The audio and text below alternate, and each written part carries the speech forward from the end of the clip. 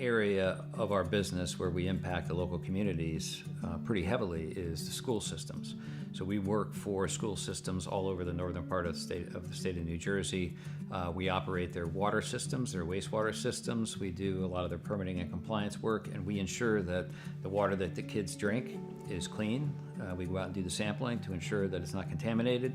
And we also treat the wastewater that's being generated at a lot of these facilities as well before it gets discharged to the environment. So we are supporting the local community through supporting the boards of education and the local school systems. For the finest in vinyl siding, rain gutters, overhangs, storm and replacement windows, even patios and decks, trust in the experts at Ultimate Siding and Gutters. In addition to being licensed and insured, our technicians are also friendly and courteous, performing hassle-free service and installation at affordable rates. Plus, we provide free estimates for commercial and residential structures. Our entire staff will exceed your expectations. For the ultimate in siding, gutters, and much more, call Ultimate Siding and Gutters today.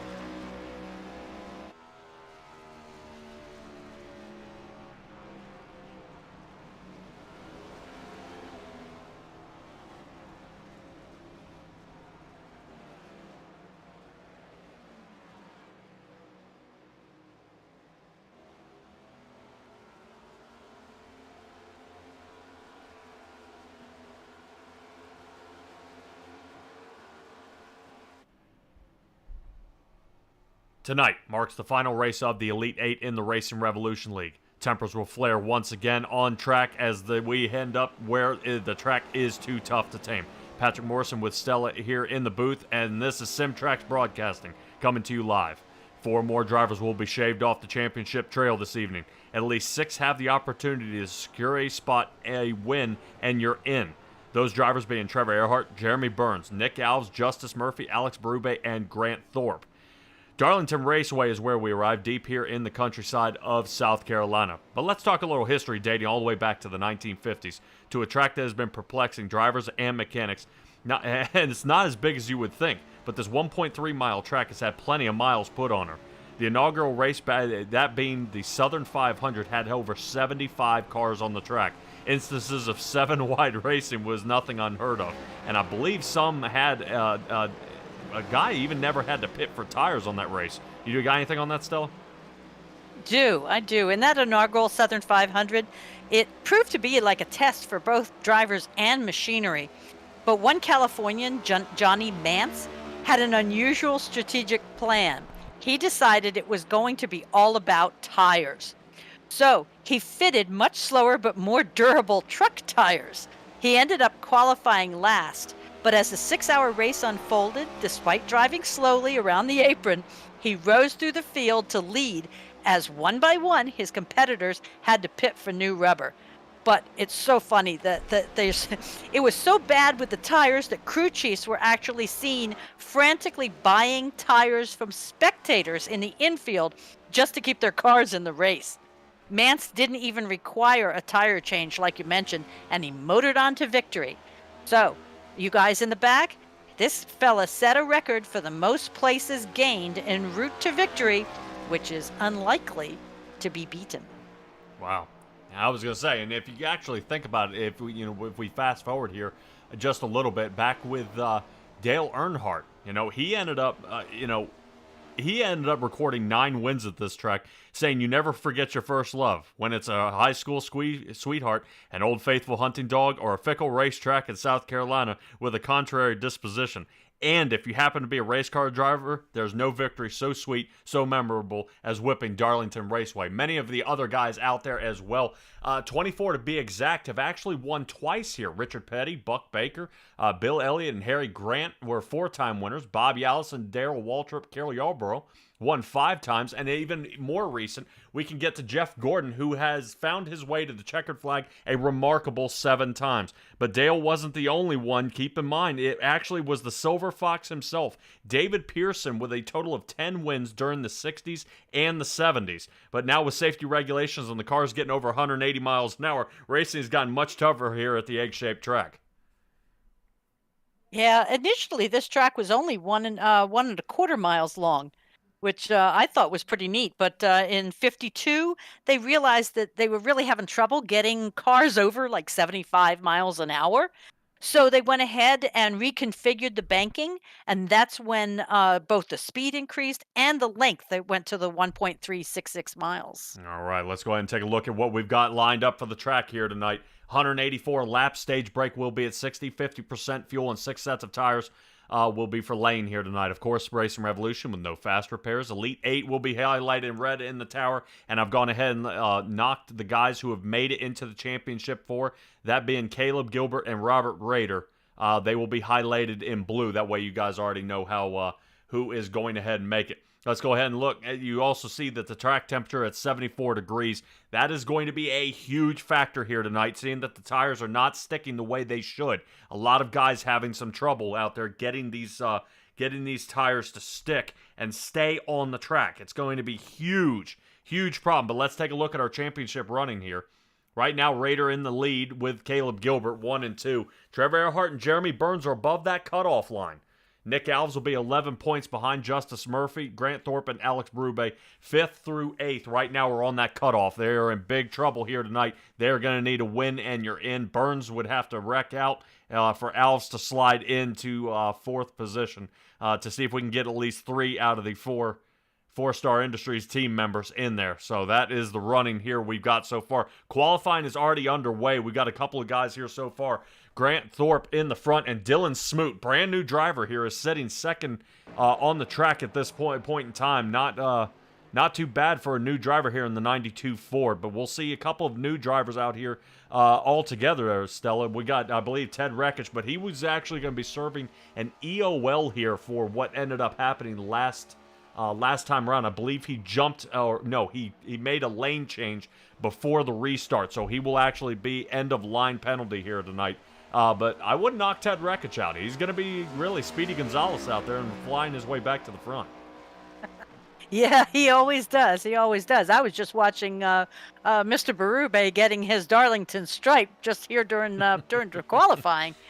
Yeah, definitely. I know last year, I believe it was last Mother's Day, I think I watched, who was it? William Byron. He got his stripe on the outside of the wall, a little thanks to The Joey championship Logano. winner. Yeah, Joey Logano. So that was definitely nasty. So Ted Rekich right now sitting 10th on the shot, now moved up to 7th. Earhart's out there, and if I were to probably guess somebody out there who is going to win this one, I would probably guess right here Trevor Earhart and the 21 Chevrolet. This is going to be the guy to win the race. This with the track being so different, and being a road course guy, this may work out to his favor here. To slide into a solid spot. He is working on his warm-up laps. You'll see a few familiar names actually from other places. Gary Sigelco is out here in the 25 Chevrolet. We'll see if he is able to put down some times out there. Yeah, and I think Grant Thorpe may have something to say about that call of Earhart winning this one. If this is about tires, we know he can save some tires. Yeah, well, Grant Thorpe needs the win. He has to win, and then he'll be in, and that would be awesome for at least 2 drivers. If you think about it, you would have 2 from BDE and 2 from 4-Star Industries making it into the championship 4. That making it with Earhart making it on points. So that would be huge, and actually a big boost of confidence, seeing that next season they break all these teams to pieces and actually start a totally different way. I know they're going to be running Tire Slayer out there. It was Tire Slayer. I believe it was TriStar Motorsports will be out there. Team Disconnect will be revamping. Performance Motorsports will be getting going, so we'll see how all that works out and see how that gets going.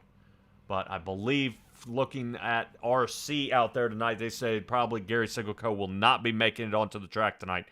And he's going to give it another shot probably either next week, or they're going to lock and load him for the upcoming season. I would probably say upcoming season because they're going to give it a shot, kind of let him get settled in. You know what I mean? The last thing we want to do is right here at the end, before we start smushing all these guys on here, where the races are so critical, and putting him out there. And I hate to throw him to the wolves on that, especially at the 2 toughest tracks they've got lined up here so far. Speaking of getting lined up, let's take a look at our grid. Grant Thorpe, Trevor Earhart in the front row. Remember what I was saying about that 21 Chevrolet? He almost got him there, only 38 thousandths of a second behind him. Dylan Smoot sitting third with Travis Gilbert on the outside in the 341 for the Vet to Track 250 here tonight. Looking pretty good. Looks like Team Disconnect of Jeremy Burns made 5th with Caleb Gilbert, 4-Star Industries sitting 6th. Wayne Lowe ended up 7th with Ted Rekich 8th, but I think he will be starting in the back of the pack, like I said. Nick Alves will be 9th, Berube 10th, Christopher Berger 11th, and Jacob Sturkovich for the 12th position. Rotating on back, Christopher Berger. Man, look at him. All right, moving to Kevin Orlando. He should be serving an EOL as well. Jackson Lomax will be sitting 14th, Brandon Richardson 15th, Raider. Wow, is he in a far back spot. Now, I would probably say, just from this angle, Raider's going to go ahead and check out. He's not going to gain any extra playoff points heading into Phoenix here. If he is, he's just going to take it as it comes. Tay McDonald will be starting 17th. Matthew Robinson in the 18th position. Parker Johnston 19. Michael Bennett. This track could look like it may have given him a whooping there, starting back there in the 20th position. So a lot of drivers having some trouble, and I believe, like I said, Gary Sigelco out there in the chat saying he is only out here watching, but was out here giving some practice time. And definitely these guys are tough and they are fast. It's definitely hard to keep up. A little, Gary, I would probably say a little bit different than Tuesday, eh? Just a tad. Yeah, well, definitely. I would say I expect to see a bunch of cautions here. This track is just about as unfriendly as it can be for the drivers to get out here. Get a good time, get a good, and find that groove. Because 1 and 2 is that long sweeping turn, and 3 and 4 is more of a pinch side. So it's going to be definitely tough for these drivers to figure out what is the best route to do. I can pop up a picture of the track here and kind of show you guys exactly what I'm talking about. That long sweeping 1 and 2 is going to be where they like having it. And then 3 and 4, some guys have set their car up for 3 and 4 and find it faster on that side. So tonight it's going to be, who is better at all 4 turns, and that's going to be the big one here. Right now I know a couple of guys are rooting out, looks like the 29 from Bowden Motorsports is rocking out. Brandon Richardson, he is starting back a good ways there. Daryl looking rooting on the 73 and the 341. 341. Travis Gilbert looks like he's going to have a heck of a shot here. But let's see if Grant Thorpe and Trevor Earhart take us to the green flag to get the Vet to Track 250 started here at Darlington Raceway.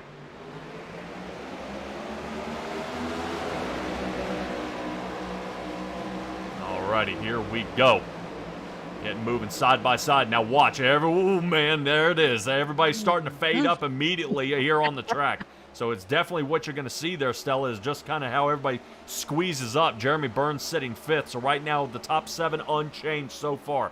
But Trevor Earhart trying to take a peek here on the 77 of Grant Thorpe. And right now, this would be an awesome time for Grant Thorpe to pull his way through the playoffs and into the championship 4, still in contention. But yeah, they're not holding anything back at this point. I mean, they are pedal down without a doubt, and I think it's going to be like this the whole race. I would be surprised if anybody has much more strategy other than go. yeah, well, it's gonna be tough, and I would probably say Earhart kind of taking a peek around backside of Grant Thorpe again. But Grant Thorpe, you know, we know him as the as the human fuel calculator here, and he's going to be able to see if he can stretch it out between fuel and tire savings. And he was we definitely saw there at Bristol. Grant Thorpe was tire savings. He had that thing on a rail there and was able to capitalize early on. Looks like kind of a rough turn there for Trevor Earhart there. That looked like he slowed up just a little bit. Dylan Smoot's now going to try to put a little pressure on him here this early into the race. But most of these laps go under 30 seconds. So these guys moving pretty quick. 184 laps will start tapping away pretty quick. Dylan Smoot with his fastest time here of the track of a 29.54 for him. That would have been good enough to almost take the pole as he's sitting 3rd. Yeah, not bad. The record qualifying here is 26.7. So these guys are not far off at all. Yeah, no kidding. And talk about they actually coming to this track and racing these next gens on a fixed setup. Not being able to really make a whole lot of adjustments to the car. I mean, I don't think they can even adjust air pressure out there, so they're more of the steering and the braking, which 100% you're going to need to use here at Darlington. But it's looking pretty tough. Travis Gilbert, he's already in the 4th. But still, once again, top 7 has yet to change here so far. No battles out there on the track. Nick Alves is trying to see if he can get a little more going here, but he's got to really get up there. And I hate to see it, but I think Nick Alves may be checking out of this playoff run here unless he can get a win. He is 11 points below that cutoff line, and he's got a lot of work to do with the rest of this track. Honestly here, Stella, I was thinking we'd have a caution, like an early one here, of guys kind of settling in. But it looks like a lot of these new drivers are actually doing quite well out here. Wayne Lowe being one of them, sitting here 7th, watching Caleb Gilbert slide underneath Jeremy Burns between 3 and 4. Oh yeah, I'm always happy to see new faces out here, as long as they are up to stuff. Oh yeah, looking pretty sharp here so far. I'm thinking that's Hughes Garage, if I'm not mistaken, on the side of his number 04 Chevrolet. But he's right now still sitting 7th. Only change so far as Caleb Gilbert looks like he found a soft spot in Jeremy Burns' game. Jeremy Burns starting to fall back now, down 2 spots, sitting 7th as Wayne Lowe puts the pressure on. Here they come, coming down that front stretch. Man, yeah, Jeremy Burns, this outside line might work for him between 1 and 2. Watch him drop it off the table here just a little bit. That dotted line is where that banking changes. And we'll see if we Mr. can, Lowe got a little loose there on the inside. yeah, we'll see if we can sit inside Lowe's car, and you'll see what I'm talking about and how the banking changes. It almost flattens out. It's right below that dotted line. It's not like a gradual fall. It kind of jerks a little bit. So that is almost the apron. And I would question how many racing lines that you do and don't have here. Yeah, it seems to be quite a few. I mean, they initially had this track almost flat, 3, 4. It was designed to bring in the guy off the street, basically.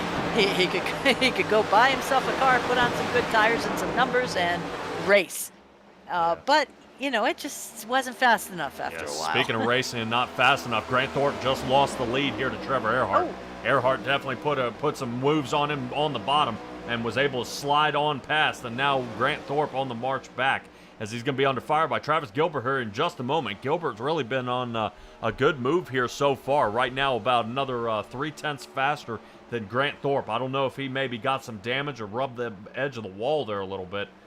I don't think he's got any damage to it. Let me see if we can get the drone out there and see if we see anything going on. everything might be okay. Just bad turn there, and now everybody else is going to try to capitalize on that. Trevor Earhart now pulling away by almost half a second over top of Grant Thorpe. So now we toss it up again here, Stella. Is really these guys going to be having more trouble thinking pit strategy as we see Grant Thorpe under fire here by Travis Gilbert. Well, you said there was a 50% fuel tonight. Where does that put us in a window? When should we look for those pits to be beginning? It's possible maybe lap 30 or 40 is about where we're going to be looking, somewhere around that area. Okay, much later than I was anticipating. I was thinking more like 20. Nah, well, maybe with these little cookie cutter tracks, it might be a possibility. But Stella, do you remember? Tell me a little bit about Vet to Track, who is sponsoring our race here tonight. I can do that. I really can, because I have Vet to Track. I have information that they were founded by veterans to help other veterans battling PTSD and other very real reintegration issues. And they do that through track days, through camaraderie, a little adrenaline, some mentorship. The focus required on the track works to clear the mind, and the vets tend to find true clarity for the first time in a very long time.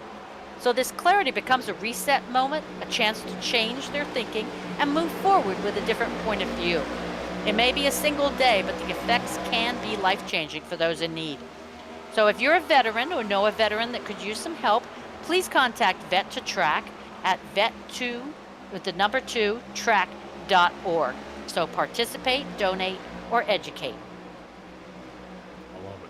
I love it.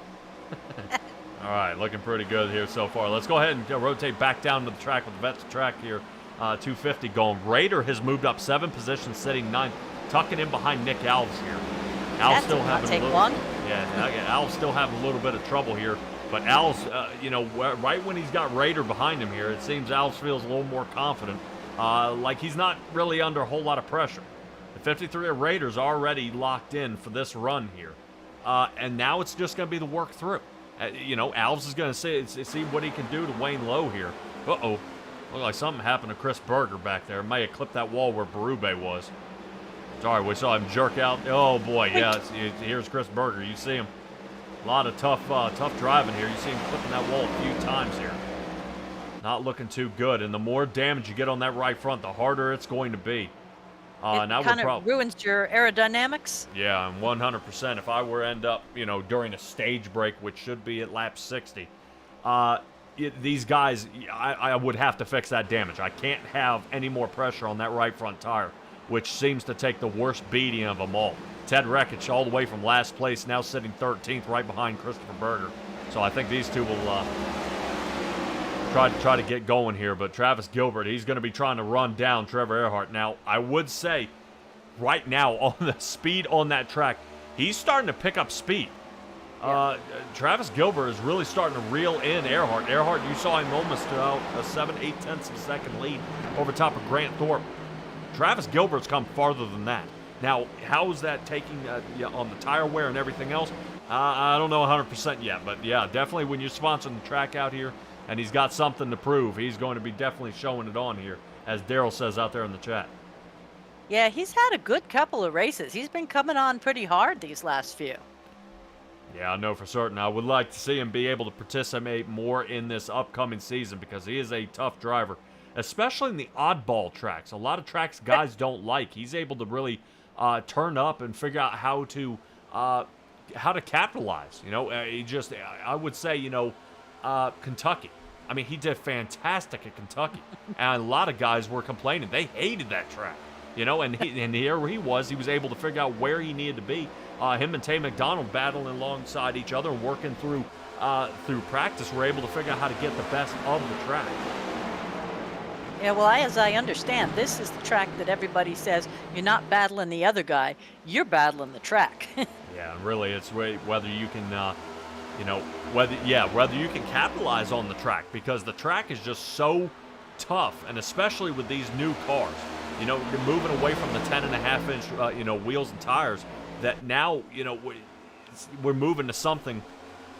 We're moving to something completely different, more low-profile tires. I mean, we even saw how some of the veterans out there just saying this car is just like driving a brick. The car doesn't want to rotate, it doesn't roll. But you would almost think, more low-profile tires, it would be easier to turn. But the tire wear ends up being a problem. It would be easier to turn. It wouldn't take as much. Just the compound is so bad, and the tires just fall off in an instant. Some of these guys will have grip for about 10, 15 laps, and after that, they say it's like driving on ice. Oh, lovely.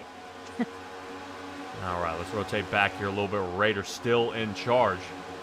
Rader, in charge of his race, now into the top 10. Look, we saw Alves working on Wayne Lowe, but Alves did pass Wayne in the 04, and now Alves is sitting 7th. Still got some work to do on Jeremy Burns. Now remember, he is 11 points under the cutoff line. Jeremy Burns would have to have a dismal race here, and Alves plays probably a top 5 to make it close. We'll keep you guys in the loop at the end of the race to see where this places it. Now, what would be really awesome is if Nick Alves was able to get a stage win, if he was able to get his way up there for a stage win, or Jeremy Burns. If either one of these two guys gets a stage win, that may just put it just too far out of reach. Yeah, it might be the game changer. Yeah, definitely for sure. And I know a couple of these drivers are definitely nervous about what goes on. It's all fun and games. It's all good racing. Everybody enjoys coming out here and having fun. But I would say toward the end of it, you're really concentrated. As we're taking a look at Nick Alves now, the concentration. You just see there's no. It's all business here tonight. Oh, yeah. But he'll be smiling if he makes the podium. We'll be able to look at him and grin. And take a look, though, that Grant Thorpe has passed Travis Gilbert. Yeah, looks like Thorpe was able to kind of resurrect back out from where he was. I know Grant was trying to, we kind of weighed it out, and that's exactly what he's doing here.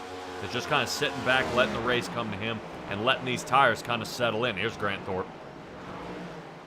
So seems a lot more cool and confident here as he's trying to run down the leader and regain the lead back from Trevor Earhart. But it's going to be, it's back and forth. Right now, I'm not seeing Earhart really making a whole lot of mistakes out there. Grant Thorpe had a couple of bad turns, and that ended up getting him way marched off the pace.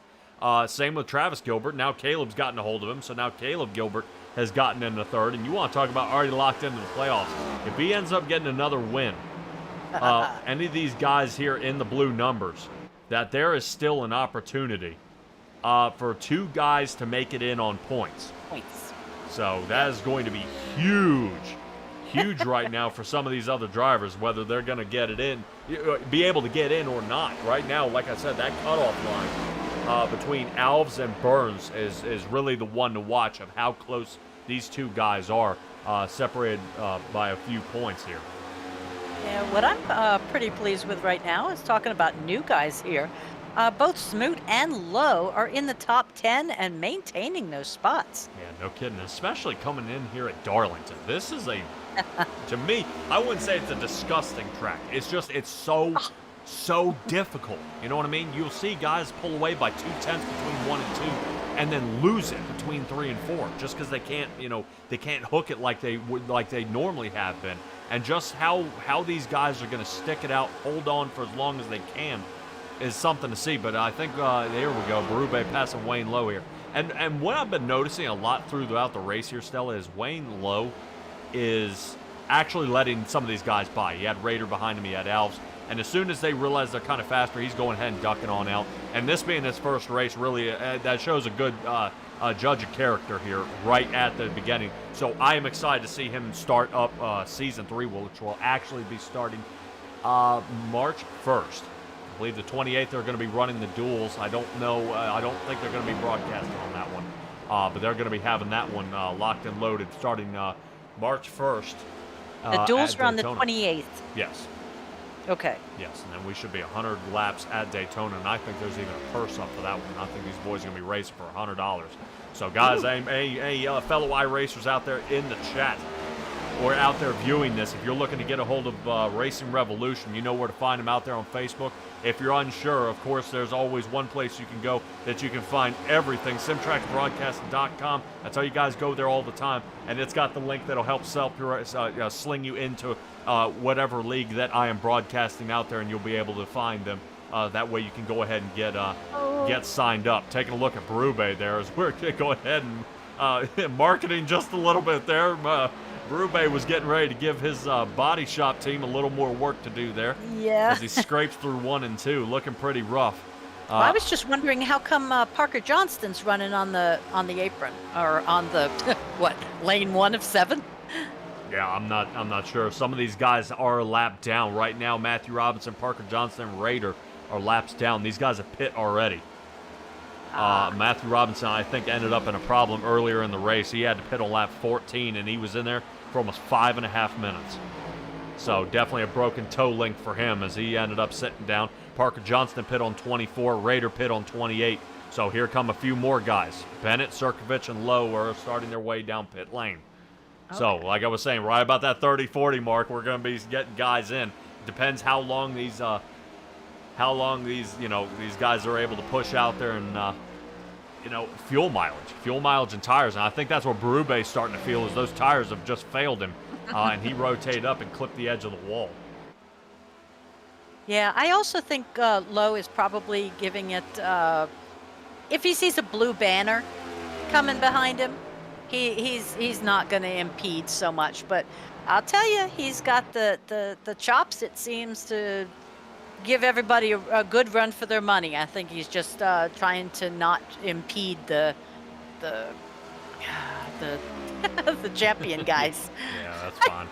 But Alex Berube sitting 6th, and really I would say some of the tougher tracks where Berube has won was actually at was Pocono. We remember that race, but Alex Berube actually dominated at Dover. He was at Dover, and I mean, he led that field by almost 4.5 seconds. I mean, it was insane how much he can do. So right now, I still don't want to count out Alex Berube here, as there's still a possibility. When it comes to these tougher tracks, he's able to really turn on the afterburners and get back out there. Pit road's starting to heat up again. It looks like we got Berube, both Caleb and Travis Gilbert, Dylan Smoot's down, Grant Thorpe. Only 4 more drivers have still hung out here. Trevor Earhart, Brandon Richardson, Kevin Orlando, and Ted Reckich. I would say at least 2 of these guys had EOLs, Kevin Orlando and Ted Reckich. Trevor Earhart's on his way down pit, and I think Brandon Richardson's going to try his best to see if he can get himself a lead lap here, and he will. There it is. Brandon Richardson able to get a lead lap here. He is the last car not to pit. Maybe trying to squeeze out a little more. I know Richardson's tried a couple of times. I believe, if I'm not mistaken, he's running a new set of pedals. Some of these guys getting new direct drive wheels and things like that. I believe Matthew Robinson as well has gotten himself a new direct drive wheel to help get a little more of a feel for the car. So some of these guys trying out some new equipment.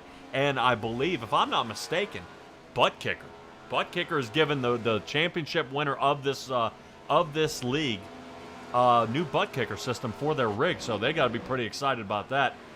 Rader won it last year, and he's going to be trying one more time to get another round. But here's Rader sitting 2nd, and I think he might reel in Richardson. Here's Richardson still in his pit box now. So early pit stop for Rader back on 28. Most of these other guys 32 through 34. He is going to take the lead here from Richardson. Richardson's still in the box. There it goes. And Richardson on his way out. So now, talk about a swing here. Robert Rader's gone up 15 positions, and I guarantee he's going to try and make a bid for a stage win here. He'll have Grant Thorpe close behind him, trying to reel him in, but he's only got about 1.25 seconds off of his front bumper.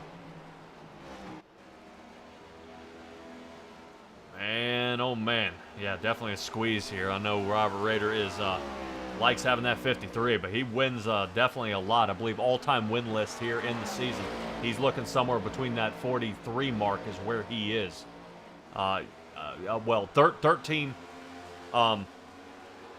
He's got 13 wins on the season is what I'm trying to say. So what I'm saying is we should move him from the 53 to the 43, saying, more of that Richard Petty number and be able to get him a better idea. Yikes. All right, let's see what we can get going on here, and that should be pretty solid out there. Chris Schaefer out there was asking when the new season starts. Like I said, March 1st is when it gets locked and loaded. Make sure you're there for the 28th. I know it does run on a Tuesday, unusual. It will be the day before the new season starts, and that'll determine starting order for Daytona.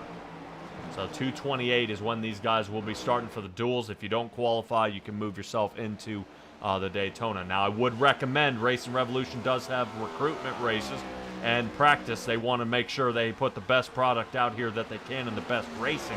So make sure you have some practice time and race with these guys, let's say on a Monday or on a Tuesday practice. That way they know you're not out here, turning this track into a bunch of bumper cars. But Stella, check out here. Roeder actually losing a bunch of time into the wall between 3 and 4. Grant sees it and now is going to reel him in. Not looking good here for the 53 Ford of Rob. Mr. Roeder here as Grant Thorpe's now reeling him in. And he just came out of pit, so he should, have some decent tires. Do you think they're just not warm enough? Well, Roeder came out on 28. Grant Thorpe has 5-lap fresher tires coming out on 33. So we saw how Grant Thorpe was was starting to reel in Trevor Earhart. I would say, looking at where we are now, they've got 20 laps to the stage. Grant Thorpe's got to get out front. Grant Thorpe has got to get out front to see if he can score these playoff stage points here, slide him up front, because right now Trevor Earhart needs those points. I mean, he needs them desperately to get into this one. It's going to be tight. Like I said, this is all on the points heading into the championship. And I'm not 100% sure when we start getting to the playoff points. If Grant Thorpe is able to get this another 10 points, I think Earhart may end up with 9 if they pass Roeder. Both of them pass Rob here. And then now it's going to tighten up the race where Grant Thorpe is now going to slide up. And he's now going to be closer to get it because right now he's bottom rung. He's tied with Berube at 3,064 points. Justice Murphy, so they're 24 points below line. Justice Murphy's 21 points below the line, and Nick Alves is 11 points below the line. So Jeremy Burns under fire as he is only 12 above the line, and Trevor Earhart is 35 above the line. Right now, Earhart's got to be feeling pretty comfortable. But let's go ahead and take a look back at Grant Thorpe now getting the lead. And Earhart's going to try to see if he can get a 2-for-1 here. I probably would say, hopefully no Homestead here on this one. Oh. But Earhart's going to try his best to see if he can floss around him here. And it looks like Roeder's going to go ahead and duck on out and let him go around. And you got to admit, I'll be darned. The way these guys race, hey, you got the run, man, just do your thing. Take a look at Trevor Earhart here as he's trying to run down Grant Thorpe. Yeah, right now Earhart is running faster than Grant by about 0.2 of a second a lap.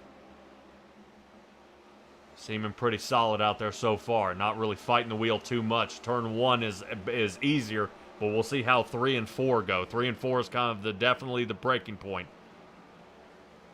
It's the minnow turn, right? I believe so, yes. He did not. I think it was a farmer that didn't want to get rid of the pond.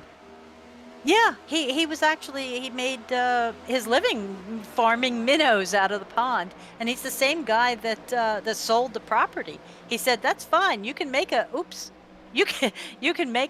track there, but it just can't bother my fish." Alrighty. Let's take a quick look at Trevor Earhart starting to reel in Grant Thorpe. This might be the battle for the race here. Yeah, but he also just took out a little piece of wall back there. Yeah, he took a little bite. I would say somebody else is trying to put on a little more moves. Check this out. Take a guess who we're taking a look at now. Nick Alves and Jeremy Burns. Right now, Nick Alves is up 3 positions from where he originally started here. Jeremy Burns still sitting 5th. Nick Alves right now is hoping Jeremy Burns will blow a tire or break a toe link here because Nick Alves is hoping for this shot. Hell, even when he breaks a toe link, he still beats him. I'm so sorry. I'm so sorry, Nick. That was the Daytona race. Yeah, poor guy. He just couldn't get it. But Jeremy Burns out here hanging out in the front, the mountain man. He's going to have a hell of a mountain to climb come next week. Taking a look at Jeremy Burns here. Still in the college dorm room with Ricky Bobby as a flag behind him. All right, well, if you're not first, you're last. But it looks like Jeremy Burns has lost 2 positions here. Nick Alves and Berube got around him. A little loose for him, so he's got a lot more work to do.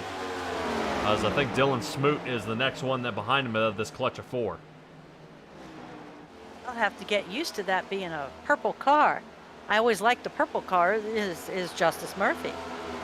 Speaking of which, where the heck is he? Yeah, in the All About Bugs, I do not believe Mr. Justice Murphy is competing here tonight. How can that be? Yeah, so unfortunately, I believe Justice Murphy will be out of the running. That'll be the end of his run in the playoffs, so this will slam him down toward the bottom. And I probably would say Kentucky, I think, when the contact with him and Kynan Jones, that kind of took it out. I think that was the beginning of the end for him. But there's a new season, I mean, not but a few weeks away, so some of these guys are who are out here running right now able to hang with the big dogs are thinking, man, what am I doing here?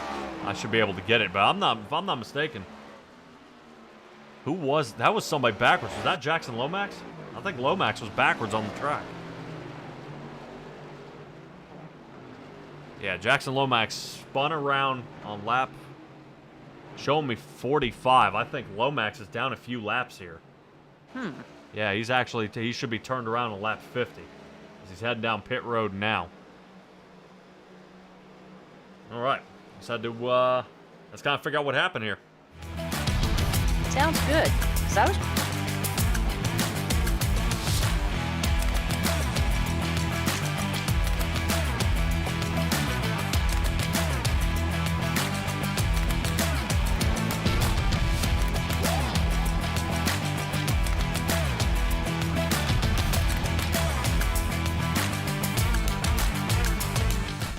This should be an easy one here. Taking a look at Jackson Lomax here in the 96 Toyota. It looks like he may have rubbed the bottom there. Oh, Jacob Sirkovich ricochets off the wall out of 3. rubbed a little Sirkovich, too. Yeah, not good. 96, I guarantee, has got a broken toe link after that one. That would explain his driving style post-contact. He couldn't turn very well see at as all. He straightens out here. I don't know. Yeah, right there. He Yep. may have something. Yeah, he's got something broken. Look at how hard that wheel's cocked. So Jackson Lomax will most likely be out of the race here. And I don't think we're actually within the mark here. I think they're going to have a couple lap shootout to get to the end. It has to be, I believe, within 5 laps of the stage. Or after 55. Yeah, if there was a caution. So if you're thinking about it right now, this is excellent for all the drivers on the track except Grant Thorpe. You know what I mean? Right now, Nick Alves is sitting 3rd. You know, a couple How of did he? I'm going to ask. How did he get there? Well, some was drivers quick. are coming down pit. Berube being one of them. I believe Tay McDonald's down pit. Trevor Earhart is down pit. So some of these guys are actually pitting early. That way they don't have to pit come the stage. So once stage, then they'll rotate up front. But this is off-cycle pitting. So the strategies start. Awesome. So Trevor Earhart, Tay McDonald, Ted Rekich, Alex Berube, Michael Bennett, and Rader have come down. And I believe Jackson Lomax and Matthew Robinson are down pit now. Yes. So these top 3, the Thorpe, Alves, and Burns are going to be crazy trying to get those 10 bonus points. Yeah, 100%. Whew. Yeah, right now, with Earhart taken so far in the back, I believe he'll be starting. He'll actually be starting way back 9th place from what I'm showing here. Trevor Earhart will be in 9th. Grant Thorpe is going to be able to get a solid points running on this, but I would want to say watch for Nick. I think Nick, he's going to be sending it since he'll be double wide. He'll be lined up behind Grant Thorpe. He's going to send it here. Yeah. Because right now hungry, Nick? yeah, he's got to make it, but right now he is only 1 spot in front of Jeremy Burns, so if anything, he'll only gain 1 point over where Jeremy Burns ends up. Oh. So Okay. it just closes the gap a little more, where he'll only be 10 points below the line. Yeah, I know. And you want to talk about a heartbreaker if he's unable to get it. I'm not being biased or anything. What I'm saying is just bottom rung every time and is able to fight his way, over that line each time. And right now, these two side by side, the 24 and the 9, are battling for the same spot. Burns trying to stay above the line, and Nick trying to get above it. So this is gonna be close. This is going to be close, so we'll see how this one fares as the pace car lights are off. I believe it's having us go around, one more time. Not 110% sure. I believe, if I'm not mistaken, also out here in the Racing Revolution, new news, race control. They'll have a brand new race control full-time up in the booth, so no more of this, maybe this thing, maybe another, this, that, and the other. No, absolutely not. They're going to have a full-time race control, and we'll be happy to bring them on because they'll be able to bring a little more calmness. They'll be able to kind of squeeze it all together. So speaking of squeezing, here we go. Geico restart zone for Grant Thorpe. He gets away. Nick Alves going to try to put some moves and push a little farther forward. And trap Burns up there behind Travis Gilbert. Gilbert cuts in front. Wow. Yeah, good job by Nick Alves dragging that foot on the brake there as he's having to move back and now reconsider his line. 6 laps to go as it looks like Lomax. Hold it. Lomax getting way loose there in the back. Looks like he may have broken loose. I actually might be incorrect. I believe that was Christopher Berger that got way loose. Yeah, Berger came off 3 and 4. He did pit on lap 33, so he's dealing with some heat-cycled tires. Only 5 laps left to go here in this stage, Stella. Yeah, guys, don't cause a caution now. We got some serious action happening up front, and it'll all come to a dead stop. Yeah, speaking of action up front, trying to make more action up front is Trevor Earhart from 9th to 7th now, and he's starting to really close the gap. Picking up speed, but the new tires are paying off. Watch him slice here to the inside. Steve trying to get in front of Brandon Richardson there. Boy, he's going to get an earful for that one. Gives a shove to the 29. Oh, man. There we go. Little Joey Logano move. As Trevor Earhart sitting 7th, looks like Alves is still holding out in front of Burns. So far, so good. Trevor Earhart trying to increase his lead and make sure he has a points running tonight. Right now, Earhart, here's the squeeze. Couple of drivers hammering around on the wall. Looks like Berube got a little bit of a lick there.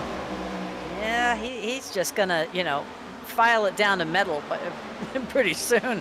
Yeah, I think Kevin Orlando as well. I think he's also running a little bit different paint scheme here. We'll take a look at it later in the run. I want to keep an eye here on Earhart. Oh no, wreckage. No. Wreckage into the wall. No caution. Hold it. Good. Yeah, Trevor Earhart has now moved up to 4th. Big time moves here by Trevor Earhart. Let's see if we can get a chase cam out there. There we go. Gotta love a drone. Able to flow these things around. Right now, Nick Alves trying to hold Earhart behind him. Look at Berube just coming in from out of nowhere. Yeah, Berube last pit on 50 as well. Right now, 2 cars behind Nick Alves here. Both have tires. Hopefully they don't turn him. Yeah, I would say the same thought. You almost wonder if Nick Alves is trying to ask these guys, hey, stay behind me to get a little more distance between me and Burns. But that is not going to be the case. Earhart in the 3rd and Alex Berube 4th. But new leader.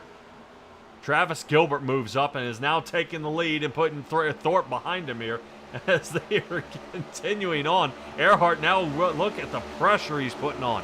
Trevor Earhart, difference in laps. Last lap for Trevor Earhart, 29.83. Grant Thorpe with a 30.5. Oof. So here we go. Here comes Trevor He's Earhart. Coming. Watch him. Yeah, definitely going to keep in mind. Now remember, Trevor Earhart has 1 set of tires less than Grant Thorpe, but now the squeeze.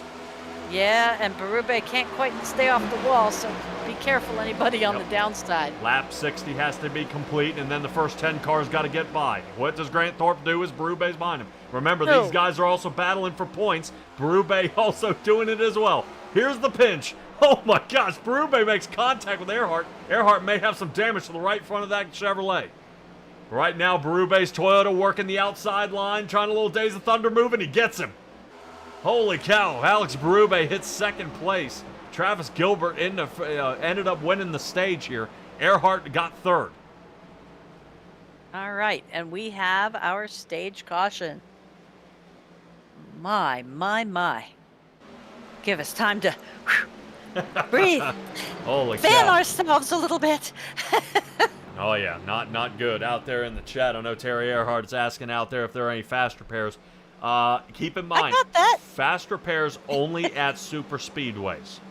So normally, I factor in if the track is over 2 miles, Normally, you get a you get a faster pair. Talladega, Daytona will be the ones I think toss up. Sometimes Michigan will end up faster pairs there because one guy slipping up and making contact with the wall, or can end up taking out the entire field. Here, it's survival of the fittest. So pit road is going to heat up. A couple of guys are going to be coming down. Now, I would question some guys who pit on lap 50. Will they return back down? Do they get tires? Which Why it looks not? like right now everybody's looking like they're coming down now. I would question if Berube, Trevor Earhart, these two guys, are if they're only taking fuel or if they're going to come down and throw another set of tires on. A couple of drivers not coming down pit. And we'll see who that is. Looks like Caleb Gilbert not coming down. I think that may be Wayne Lowe out there as well. And the number one and Matthew Richardson? Robinson. Robinson. Yeah, Robinson running a little bit different paint scheme here. So I think he is lucky dog, so he may get his way around. He might have a wave around here. Yep. So And let's now see he how- will be 9 down. All right, pit road heating up here. Let's see what happens. I'm seeing a bunch. Quite a few bouncies. Right now, let's see what the race off pit road for the top 10 here. Well, will you look at that? Very cool. Yeah, no kidding. No kidding. Berube comes out on top. Travis Gilbert will be second. Grant Thorpe third. Trevor Earhart fourth. And Jeremy Burns fifth.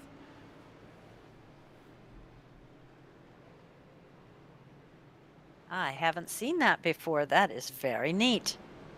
Yeah, try to get a little out there. That way you guys can see what the timing was. In the first pit stop, you see Berube at a 15.7, but he stopped 3 times out there on the track. Most of these guys have been 2.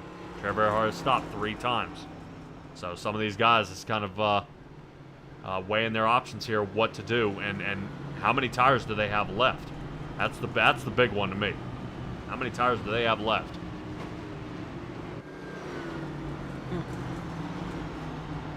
Well, we won't let them know. We'll See. keep it a secret. Yeah, I want to give a shout out here to Dylan Smoot. Dylan Smoot sitting 7th place. Rader back to 8th. Richardson 9th. And Kevin Orlando. I think Kevin Orlando's coming back down pit, though. Yeah, he is. Yeah. Because Sirkovich just moved up into that 10th position. Yep. There he is. Remember I said that paint looked a little different? Very different, but he's got a veteran theme going. Awesome. Yeah, talk about a couple of drivers out here who are definitely nervous about this track. Not sure 100% where they're going to go with it. Kevin Orlando now down to 13th. And you got to say, and the way I'm looking at it here, Stella, is he actually came out here in 10th place, comes down for fuel and go, maybe a set of tires, see about a 12-second pit stop for him, comes back out 13th. not too bad. I can't say that's a bad call. But that definitely is working out for him at this point on the track. Let's see how Alex Berube does up here. I believe they're getting ready to start double stacking.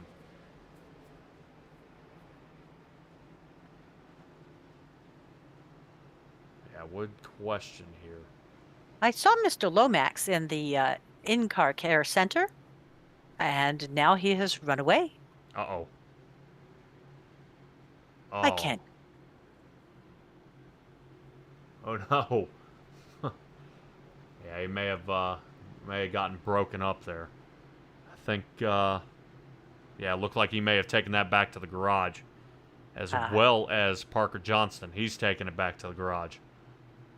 I believe Ted Rekich as well. I believe he's taking it back to the garage. So Robinson's going to stay out on the track. He'll at least be able to get 17th as long as he can pass Ted Rekich here. So a couple of these other drivers having to check out.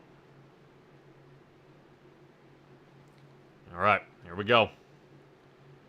Getting locked and loaded here for the restart. Alex Berube is going to have his chance. And out he goes. Now remember, Alex Berube still has the chance. If he wins this race, he's in. He's in. All right. Alex Berube definitely getting good separation here. out on the track so far. Let's see if we can take a look at it from a different perspective. Grant Thorpe back here with Travis Gilbert, Earhart. And it looks from pit stall times, everybody out here took tires. Berube had a faster pit stall time of a 10.1. That being said, he probably only took right side tires, seeing that he took tires earlier during the caution on lap 50.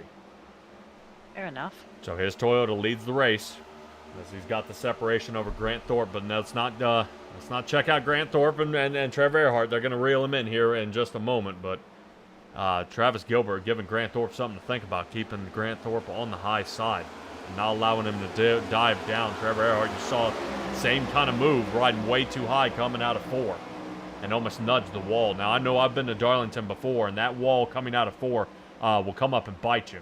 It definitely closes in quick, and some guys scrub the wall. I mean, even the guys real lifetime, they scrub the wall all the time, trying to come out of turn 4. As we're watching Trevor Earhart again, see how well he handles this one.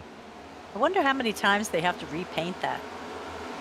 Well, it's definitely the safer barrier. I would probably say there's no repainting. They're cutting out that piece of the wall and putting a new piece in. Your wife out there, you notice, kind of told on you. Looks like you're going to be going to Darlington. Yeah, no secrets can be held from her. Or from everybody else. Oh, yeah. She's very happy. Yeah, he is. And somebody who's not too happy right now, Kynan out there saying he's a little unwell, mentally unwell, spending time, and he's not a fan of Darlington, so hopefully we'll see you during Phoenix. Now, that should be one there that's going to have the open dog leg setup, so keep an eye out for that. And hopefully we'll see the 85 machine there. If I'm not mistaken, I believe next year, I think Kynan changes his number from the 85. All right. As we continue on here, Grant Thorpe still trying to run down Berube. Berube stretching out that lead to almost a second now. And Travis Gilbert, boy, another 3/4 of a second off him. So interesting to see kind of where these guys are ending up here, separating down the field. You know, just we're single file now, and I think everybody's getting ready for this long haul. Yeah, I hope so, because we've got, what, over 100 laps to go? Oh, easy, yeah. Woo. Yeah, definitely about 110 laps to go in this one. Trevor Earhart trying to keep his dreams alive. Like I said, the whole points running here is everybody's still within range. I just wonder where placement puts them. I mean, I know Grant Thorpe sitting 8th, Alex Berube sitting 7th. These guys need to win and in. And right now, they're sitting 1 and 2. So to me, this is exactly what you want, is the guys who are, you know, this is their last desperation. This is it. They are here. They're making it, you know, this is their chance. But I do want to mention out there, Berube is still out there by over a second out in front. Oh, yeah. So this is looking pretty rough for some of these other drivers out here. What happens? Yeah, it's I'm looking at the odds and the numbers and the points, and it is crazy. It's going to be a huge toss-up here, because if Alex does win this one, not only will it kick Jeremy Burns down underneath the line, but anybody else, you know, Grant Thorpe is who ended up winning the stage? Remind me, please. Who ended up winning the stage was Travis Gilbert. Okay. He's not even in the running. And he's not. So does the next person get it? No. Ah, okay. So technically the 10 points would then be nixed. The 9 points going to the second place driver would be the one to end up getting it. Okay. But at least somebody does get some points Yes. during stage also. Yeah, they just don't get the full ride of the 10. Okay. I was just looking at how close everybody is here. It's really going to be a mess. It'll be fun. It'll be a surprise. Yeah, definitely for sure. But here's Rader taking a look at Rob here, trying to see if he can help Nick Alves get to the front. I would probably say that Nick Alves is probably, like I said, he's still on the edge. He was doing a great job earlier. But you want to talk about room of improvement. Nick Alves has just really turned most of his racing around here this year. I mean, I don't know if you remember, in the first 5 races, we were seeing this guy outside the top 10. I mean, he could get a break.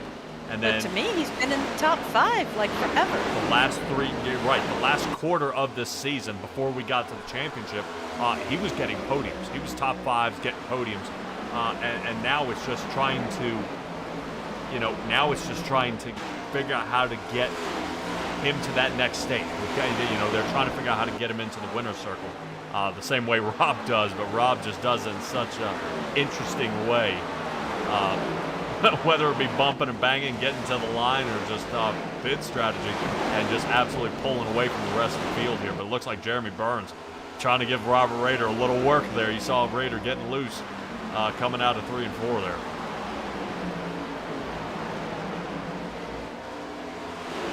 Definitely an interesting look, Roeder taking the ride along with him.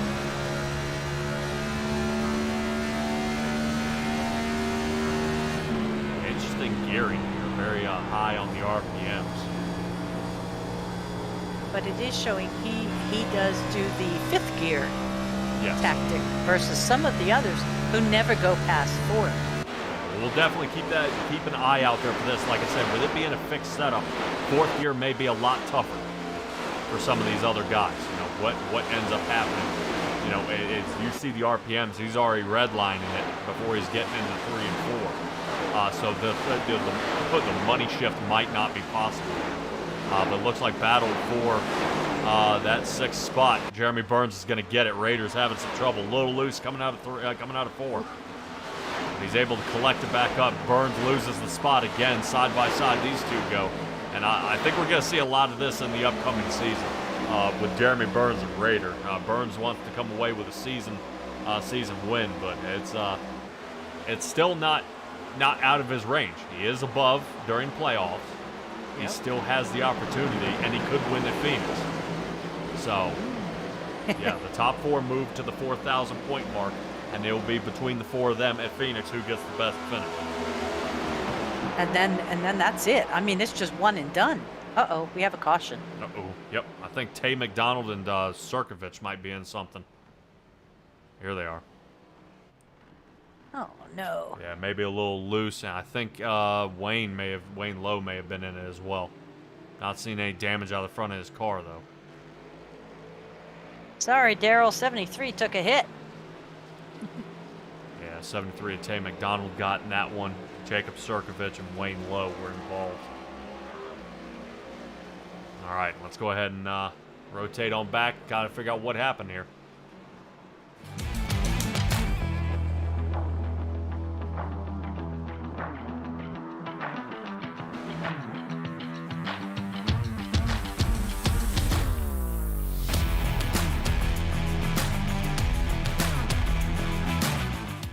Let's take a look at this one as we get ready, locked and loaded. Let's take a look. I want to keep an eye here on Sirkovich and where Kevin Orlando is.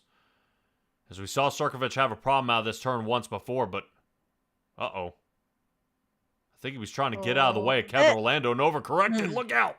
Nope. Yeah, Tay McDonald was not even part of this one. 36. Nope. Why? 36 for Christopher Berger. You saw him on the bottom. Uh-oh. Yeah, well, looks like Wayne was trying to avoid that one, slid up the track and popped the wall. Oh, I thought he was going slow enough he could just have zipped right through the 2 of them. Yeah, that was pretty nasty out of that shot here. Let's try to rotate along with Wayne Lowe here. Let me see if we can find a little something.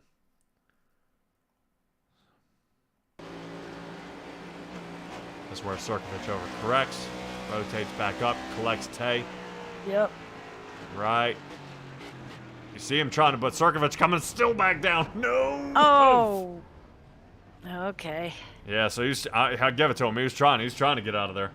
That's a shame. Yep, so Tay McDonald down pit road now. He's going to try to fix his car up a little bit. Doesn't look like too much damage. He might be able to get back out there. 15.5-second pit stall time for him. Same with Wayne Lowe. Now, I can't say that about Sirkovich. Sirkovich may be bent. Yeah, but that was a pretty good hit to be able to walk away from in 15 seconds. Yep. Taking a look here, it actually says Kevin Orlando. This is what... Oh. Oh, man. Yeah, I couldn't let him slip with that one. Alrighty. Let's get ready to get everybody back underway here in just a second. I know Berube will be lining up next to Travis Gilbert. Trevor Earhart sitting third. Grant Thorpe has fallen down to fifth, and Dylan Smoot. Talk that. Dylan Smoot up to fourth. Yep. Yeah, talk about awesome. Awesome. Yeah, the only person probably disappointed in this is Berube, because now they've reeled him right back in again, and he had a pretty good lead going. Right, and especially if he was really expending the life of his tires and putting the pressure on to get the distance and then try ride it out before pit. Yeah, you're 100% right, because this completely nixes everything he was doing. Everything he was building up to get broken away has just been washed away. And I wouldn't say I wouldn't say it's not inexperienced. Sirkovich knows exactly what he's doing out there.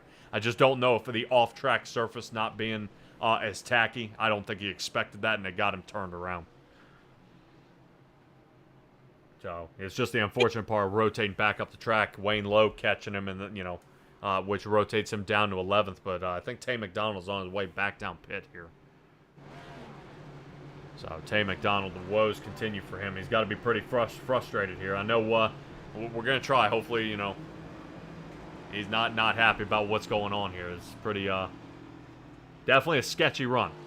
Definitely a sketchy run here. I would say, frustrations right now for Tay McDonald as he heads down pit road. He's kind of praying that this, he can get this car squared away here. Now, if he's throwing tires on, which I see a right side and left sides here, he may be able to capitalize. Because right now, no one else is pit. He'll have the freshest tires out there. But a little off-cycle from everybody else. Well, this one isn't quite as much with the whole drafting and having to do it in big bunches. So the off-cycle part, how much is that going to matter? It depends on tire count. If these, I'm assuming these guys, every time they come in, it's got to be tires. There's no way. It's just too difficult on the tires, but you expect the right front to help you turn. You're going to take left sides to help you with the grip. That way you don't slide out of four. So some of these guys only taking 2 tires, like Alex Berube here, it's, it seems to be working for him just fine. As we get ready to see him under green, get launched and ready to go here, see if he can put the distance on the field again. Wow, or has he already burned it out? Yeah, great jump there. Travis Gilbert going to try to follow along. Turn one's always a sketchy turn. That's where everybody starts mashing each other up, trying to figure out if they can get going. Biggest mover of the race is Berube, up 9 places. Rader up just as many. He's sitting 7th. Let's see how 3 and 4 go. Looks like Grant Thorpe is off the racing surface down on the bottom. Ooh, Rader into the wall. Yeah, good job there. Normally you see guys when they ride that wall a little bit, they pop off. If you guys tuned in last night to Simtrack's broadcasting C2C, I believe it was Greg Parmalee caught into the wall and then pulled off and ended up taking half the field out with him once it disconnected. Oof. Wayne Lowe. Yeah, something happened with Wayne Lowe here. They're bumping him, trying to push him out of the way. He did. My heavens. Yeah, I would say. I think Wayne Lowe kind of getting bumped around here. And they're definitely really odd to see him on the, he's on the lead lap and them just moving him out of the way. It's a little interesting to see. Also, good shout out here, Michael Bennett, just outside the top 10. Yeah, I haven't seen him much yet. No, he's still working it here. He's sitting right behind Kevin Orlando in the 27-4. These two guys pretty quiet out there, but Berube, like you were saying earlier, got to be hating that restart, has now lost the lead. Travis Gilbert has gotten him, and Nick Alves on the side of Alex Berube. These two have gotten in it before. Yeah. Let's see how these two fare. Oh, man, Berube up in the wall. Nick Alves attacks. Excellent job, Nick Alves now in the second. But it won't take long for Berube to be pushing him up. Yep, see, up behind him again. Got little contact, but that's okay. If Nick Alves can have a couple of clean turns, that's where he's going to get his breakaway. Berube into the wall, and now he's got the separation. One more driver in front of him. Nick Alves sitting second. Boy, oh boy, I'll tell you what, Nick Alves finally getting the break of his career here in the Racing Revolution League. He's now sitting second at the last race of the Elite 8. Yeah, well, it's going to be pretty tough to take this away from Travis Gilbert. Travis Gilbert really putting the work on the track all race. So I would say if Nick Alves has got the hookup, he's figured out the line here. Now he's just got to outpit him. Yeah, I think he could use a little blockage from Robert Roeder back there also. I mean, because he was in this situation last week where he was right there in contention, and then poof, he was taken out. Taking last lap time, looking at Nick Alves, 0.2 of a second faster than Travis. So right now, Travis Gilbert getting the work here, trying to see what's going on. Let's rotate back here. I think I saw Dylan Smoot pop the wall coming out of 2. So right now, everybody clumped behind him, just puckered up real bad. Richardson and Burns, but Burns holding him toward the top. There's going to be more problems here. Robert Roeder wants to break free, but Nick Alves has gotten the lead. Out in front, Nick Alves goes, and now he's going to be looking back at Travis Gilbert. Wow. Yeah, Hang talking on about to no it. kidding. Hold on, Nick Alves. Right now, he's got to be feeling ecstatic, right? Yeah, I've got to admit, Nick Alves right now is doing what no one thought he can do. I was going to say, put him on camera, put him on camera. Yeah, and now he's got the separation over half a second over top of Travis Gilbert and pulling away. But are the tires coming into effect? Right now, Nick Alves pit back on lap 82. Travis Gilbert pit on lap 62. Grant Thorpe on 82. So everybody during that caution, now as the off-cycle pit stops, is working perfectly here for Nick Alves. But he's got to stay concentrated. If he starts getting nervous, if he chokes a little bit, if things go weird or awry here, he could end up ruining his race, and it would be on him. But right now, that off-cycle pit stop is working perfectly. 8 positions up from where he originally started, and now leading the race by almost a second and a half over Travis Gilbert. Excellent job on Nick Alves here. Let's rotate to some of his other teammates, where Grant Thorpe is sitting 3rd. Kevin Orlando has fought his way up to 4th. Both these guys have pit on lap 82. Moving to other guys who have pit on lap 82. Jeremy Burns as well. Roeder has pit, and Brandon Richardson, but who has not? Travis Gilbert in the 341 and Alex Berube sitting 6th have not pit. Everybody else in the top 10 has. So Berube not pitting, everybody else pit behind him. I would say Berube has an extra set of tires, so he may be able to pour on the coal a lot later here in this race. Yeah, looking at that Roeder and Burns. Yep. Yep, there it is. Big go. Sorry, I was just not back up the track. Look out. Whoa. Nicely done. Trevor Earhart. Holy cow. Whew. Holy cow. Trevor Earhart had pit back on lap 62, sitting 13th. I don't know if he crashed. Oh no, I thought he just squeaked by. Yeah, well, He must have hit something. Well, think about what happened to Wayne Lowe there. He may have gotten loose and slid way off the track. And that's going to bring out our 3rd caution. It does say 4. One of them was... the stage. Yeah, one of them was the stage. But holy cow. Now let's go back and take a look at that caution replay.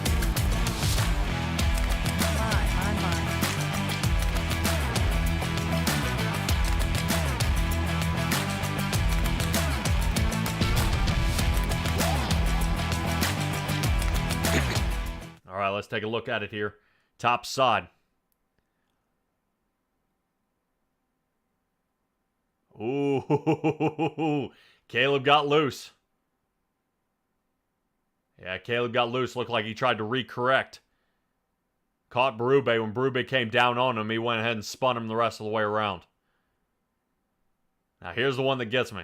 Right here. Yes. No. Oh, Let's no. stay with Trevor. Now, as long as he doesn't contact the wall, if I were him, I'll take it. Excellent. And perfect. Excellent job. Yeah, let's see if we can rotate back. I want to see if we can take a ride with Trevor. That's some little flat spots, but... Yeah, let's take a ride with Trevor here and kind of see what he sees. Because that was definitely rough here. Let's take a look at it. You see up toward the top of his windshield is where Berube and Caleb Gilbert are. And you can see him correct in one direction and then correct in the other. And talking about Matthew Robinson on his inside as well. Oh. Yep. Oh. Got it. Man, how does he know to hold the wheel? Didn't know. Confidence. Confidence, baby. All right, let's go ahead and get this one back live where we figure out who is pitting and who's not. Alves stays out there. But I would say, staying out there, absolutely not. Everybody has come down pit now. Nick Alves, Tay McDonald has got himself up 15 positions, sitting second. Grant Thorpe is now third, Travis Gilbert fourth, and Jeremy Burns is in fifth. Everybody is pit on lap 96, but here's where the key comes in. Nick Alves had a 6-second pit stall time. Tay McDonald had a 7-second pit stall time. So this is huge right now for everybody out there on the track.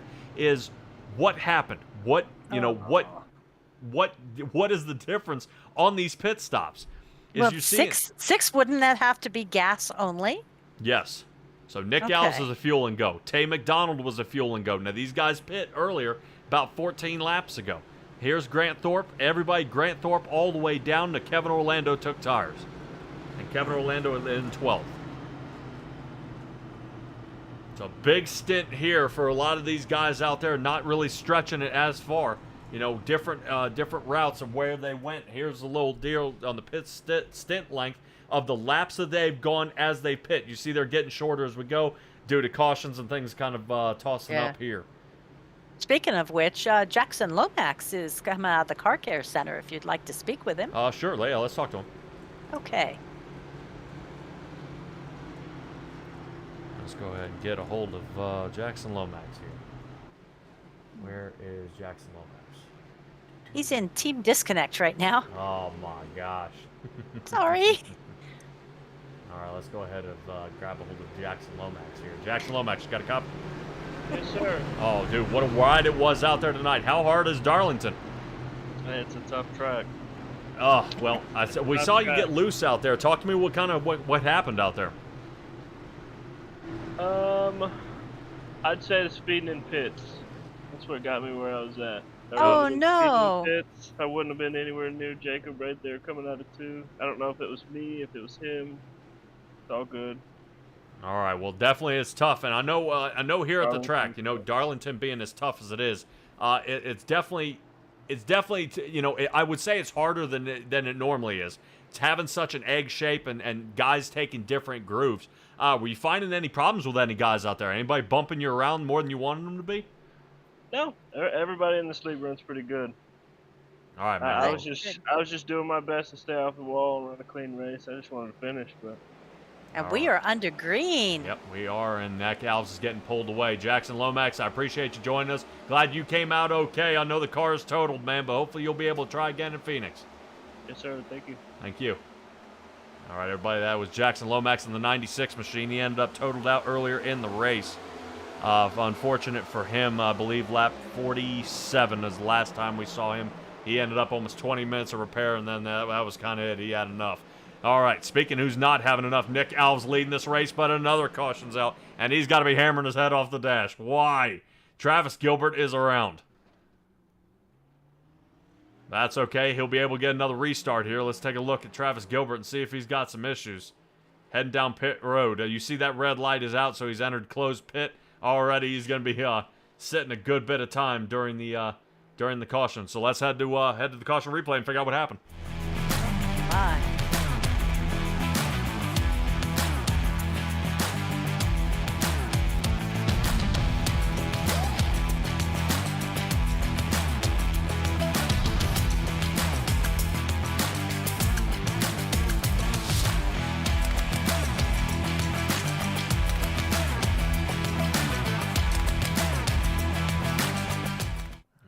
We are back in locked and loaded for this one. Taking a look at it topside. This may have started actually a lot earlier than we thought. As they got going, him and Michael Bennett make contact. Earhart sees the two of these guys and starts sliding 3 wide. Should be doable here, As right? they get ready for 3 and 4. Raider slides underneath. Here's where the contact is with Bennett. Oh. And around he goes. Good night, Irene. Go ahead and get her back live here as it looks like Travis Gilbert survives. 14th place for him. Entering the closed pits will end up giving him an EOL anyway. Might as well. He's going to be in the back. But he's going to be behind some lapped cars. Lapped cars still out there. Matthew Robinson and Christopher Berger from Turn 1 Racing. These guys are kind of getting beat up here tonight. Robinson and Berger down a few laps here, and Jackson Lomax is out. So Robinson down 9, Berger down 18. Berube is down pit. Yeah, he has been there for a bit. Yeah, Berube is looking at about a 50-second pit stall time right now, maybe repairing his car. All right, out he comes. This may put Berube down a lap, though. Travis Gilbert now heading down pit again. I believe his time in the spotlight is done for this evening. All right, we'll see how the rest of this goes. I know a couple of guys from the 4-Star Industries hoping Nick Alves can hold out there. Excellent pit stall time and timing in this strategy. But this is working on it pretty well out there so far. Yeah, but look who's 1, 2, and 3. There is some hungry boys out there. Yeah. Jeremy Burns looking to try to see if he can get his race back, because if Nick Alves wins, Jeremy Burns is out. So, like I said out there in the chat, Stella, they don't call him the Mountain Man for nothing. Jeremy Burns is going to see if he can climb this one and make it back, but he has the same pit time that Grant Thorpe does. His tires may be a little bit newer, but I would probably say Nick is going to have to tree him on this restart to get definitely a good separation off the rest of the field. Pace car light should be out this time around. He had a nice start last time. All right. So maybe he can do it again. Out there in the chat, looks like Daryl's saying we'll blame the 12 for that spin. Oh, man, you can't blame Justice. He's not even here. Since he's his one fan. All right. All right, looks like we get lane choice here. I know starting next season they'll be able to get lane choice on the restarts. So normally you would think Nick Alves taking high line. Jeremy Burns would try to line up behind him, but no can do. This is going to be perfect. This is going to allow Tay McDonald, who's out of the chase, to follow along in Nick Alves' footsteps, and Jeremy Burns might get caught up behind Grant Thorpe. This just being on restart from the angle we're looking at here. Can't go yet, Nick. Can't go yet. Yeah, Nick Alves ready to go here. Definitely have some late Lucy's in the back. Yeah, these guys are just coming back out of pit road. They'll be lining up again. Berube and Caleb Gilbert have been down pit road 7 times during this race. So, keep that in mind. Some of these guys may not be just taking tires, but trying to fix a little bit of damage. All right, Nick Alves is going to have the restart here. Now let's see if he can get the separation. There he goes. Separate right in front. Grant Thorpe will be second. And let's see how Jeremy Burns fares. Burns gets away, and there we go. He's able to clear Tay McDonald, and Michael Bennett sitting 5th. Right now, he's now the biggest mover of the race, up 15 positions, sitting in 5th. Tay McDonald's up 13, sitting 4th. But Nick Alves has got to get the separation here, as Jeremy Burns is going to be trying to run him down. Grant Thorpe off by less than 1/10 of a second as he's reeling him in. No can do. Let's see if he can get it back in the groove, as here comes Grant Thorpe. Something bad is happening back there. Yeah, it looks like somebody got in contact with Michael Bennett, and they're around. I was just going to say, Bennett was kind of getting loose, even on the straights. Oh. Yeah, I think Bennett, Smoot, Trevor Earhart's in it. Alex Berube was in it. Holy cow. I don't know. Berube is up to 11th. I think he kind of scooted past it. All righty, Stella, we'll have you looking at that car care center here and see if anything happens as we cut to caution here.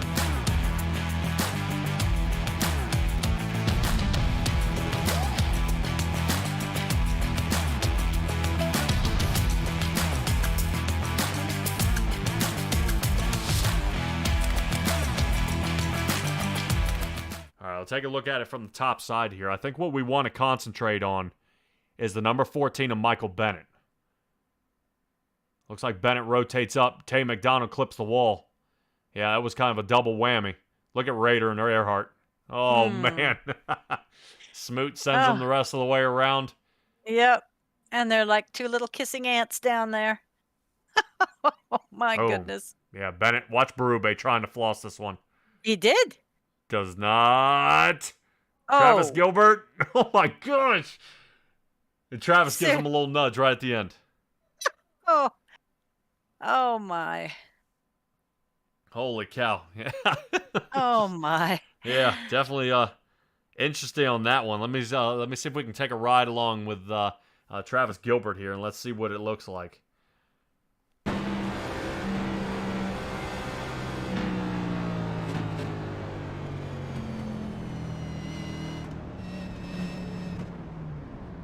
Man, just when you think you've slowed down for the wreck, you're trying to get out of the way. Yeah, I think the only thing he could have done there is try to double tap it and then hammer it to the right. But it's harder to say when your head is everywhere, trying to look for everything. Oh yeah, yeah. They're coming at you from all sides. I mean, the only thing worse would be an aerial dogfight. Yeah, taking a ride here with Rob here, and let's see what happens.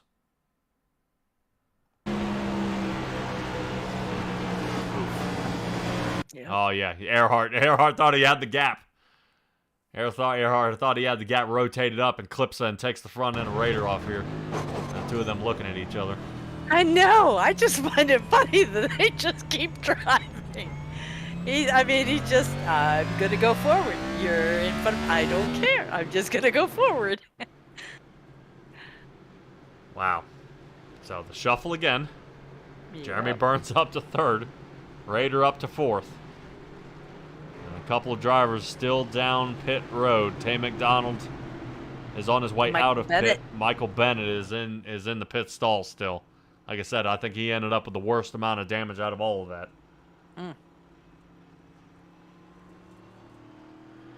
Yeah, we'll have to see. I think Tay McDonald might be a lap down here. You think while he's sitting in pits, I could go see Mr. McDonald? No, I mean Mr. Bennett. Possibly. He may. We'll see how much damage he has. I don't know if he'll be able to pop back out. I get you.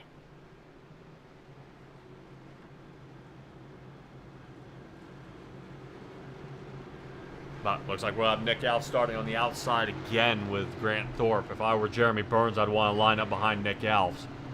Raider, his best friend in need. Nick Alves getting away with this one. With Raider behind him in the 4-Star Industries team. That's going to be still a good shot here. Grant Thorpe on the bottom if Nick Alves can tree him. Raider's going to try to follow along. These two are going to be kind of over the radio. 1, 2, 3, go. And this will allow Raider to get in front of Grant Thorpe. But Thorpe has been on a tear all race, staying out front.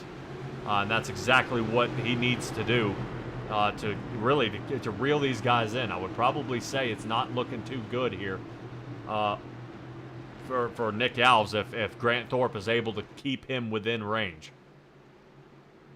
But guys are stacking up here. Looks like Michael Bennett's still down pit road for about 4.5 minutes, so definitely a broken toe link for him. As we saw him slide up, hit Tay McDonald, and then back down to the infield. Pace car is off. Watch Alves and Raider for 4-Star Industries, and exactly as I called it, here he comes. Raider in front, but I don't think he's able to get the block. He is. Drops down in front of Grant Thorpe and blocks him there to let Nick Alves get pulled away. But Alves has over 70 laps to try to hold him off, so a pit stop is going to have to be in the works. Wayne Lowe and Dylan Smoot, two new drivers hammering each other here. In the back, looks like Wayne Lowe gets the better of it as Berube trying to get his race back after from leading the most of this race is trying to get back out front. But we've had how many leaders? We had Earhart in front, we had Grant Thorpe, we have Berube, and now we've got Nick Alves getting this one away. And let me tell you right now. Yeah, Travis Gilbert was out there too. Yeah, no kidding. Travis Gilbert was out there. I believe Caleb got out there for just a peek. But talk about Robert Roeder here. This is going to be a good teammate. Now let me tell you right now. Raider is going to do everything he can to hit the brakes in front of the 77, and Grant Thorpe is seeing it. Right now, Rob is getting in front of him and riding that brake, slowing him down, allowing Alves to get a half-second lead over really the 77 of Grant Thorpe here. Yeah, well, that's what I called actually earlier, saying what he needs now when he was leading, and Raider was in 5th. I said he needs him to come up here and block for him. And it's doing a beautiful job. Yeah, Alves has got to be tickled to death right now as he's getting the breakaway here. 3 and 4. He's getting away from the 77. Now, Raeder does have the fall off of the tires later on in the race, so he doesn't have the setup that most of these other guys do. And the feel for the track is he had a terrible qualifying position back in 16. So now he's up to second up here with the big guys who've been up here most of the night. And Grant Thorpe, who had the pole position during the race. So what happens here, and where does Jeremy Burns end up? Because right now, the more Grant Thorpe is blocked up, the more Jeremy Burns can't get around, because Burns needs to stay above the line. Nick Alves is looking at a win and in situation, but Grant Thorpe crosses Raeder up here. And that's going to be what he's looking for. He's not going to stay there for long. Yeah, we're taking a look at it here. If Grant Thorpe gets the win, he is sitting 8th in the points. If he gets the win, and he's in. So right now, huge move by right now. Everybody out of the top 4 right now are huge race for them here tonight. As Jeremy Burns, like I said, is above that line. Grant Thorpe is sitting at the very bottom of our Elite 8. Both these guys need that win. Yeah, because if Grant Thorpe wins, Jeremy Burns is below the line because he won't beat out Trevor Earhart tonight. Right. Trevor Earhart 35 points above that line. Going to try to see if they can squeeze it here. But now, Alves watching that 77 machine starting to reel him in. Grant Thorpe starting to pick up the pace now as he was stuck behind Raeder. Now, they've all pit on lap 96. Alves did not take tires. He was a fuel and go. Raeder and Thorpe had tires, so right now Alves had an extra set when he offset pit. But giving a shout out there to Terry Earhart, agree with you that Trevor, we're really surprised he didn't have more damage. Trevor now sitting 7th. But battle for the lead. Grant Thorpe getting ready to squeak around him here, and Alves has got to maintain calm. It's okay. He may have passed him here, but now you're linked back up with your 4-star industry buddy, Raeder here, who may just help him to the end.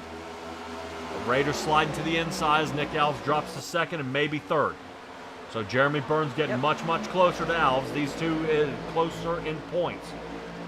But Berube, here he comes. Look at Berube turning on the afterburners here after being in a couple of incidents later in the race. Jeremy Burns on the inside of Alves. Alves now falling down to 4th. Now down to 5th, trying to move it around. Yeah, right now the battle between 3rd and 5th place is where it's going to be. Alves gets a little loose. And boy, I tell you what, I don't know how somebody is able to lead the race, lose it here, and then just trying to maintain calm. Because right now I would be panicking. Nick Alves is falling down to 4th. Berube will be next, the one trying to take a bite out of him. Yeah, I'd be panicking with Berube that close behind me. Yeah, Berube did pit back on lap 106 for a splash and go of fuel. Berube's been down pit 8 times. Yeah. Definitely, he's been able to repair his Toyota out there, and now it's in 4th. Continuing the charge now, Grant Thorpe is getting separated. Not too far as Raeder's holding him close. But look at the separation they've got over Jeremy Burns. Man, that is not what you want to see, getting pulled out that far. Interesting driving lines that we're seeing here is Grant Thorpe entering much lower and Raeder entering much higher. So Raeder's got the turn exit, the Thorpe doesn't. But Thorpe's got the entry. So what this plays on the rest of the track, I don't know. But the second, over 1 1/4 second between 2nd and 3rd place is looking pretty grim right now for the guys who are unfortunately marching back with only about 64 laps to go left in this race. Yeah, it is interesting to see the slinky maneuver, between Berube and Raeder. Yeah, kind of pulling the race back up, rotating back to Nick Alves, 6th place for him. Kevin Orlando, 4-star industry's buddy behind him. So right now, I think Nick Alves is feeling the pain of not having those tires and may have had to pit that last caution. May have been better for him. Trevor Earhart also went down pit. Yeah, Trevor Earhart down pit now. He's got something going on with that race car. I don't know if he got hammered. It says lap 120 he may have had a little bit of a spin. Let's see if we can take a quick look and see what happened. Whoa! A little bit? Yeah, a little bit my rear end here. Let's see if we can take a look at it. But he didn't hit his rear end, we saw. Yeah, let's take a look at what happened here with Trevor Earhart.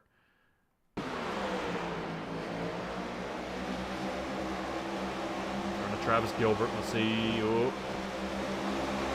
Right here.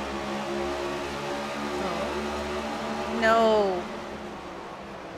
Yeah, Yep. that'll be twice here, and I don't know.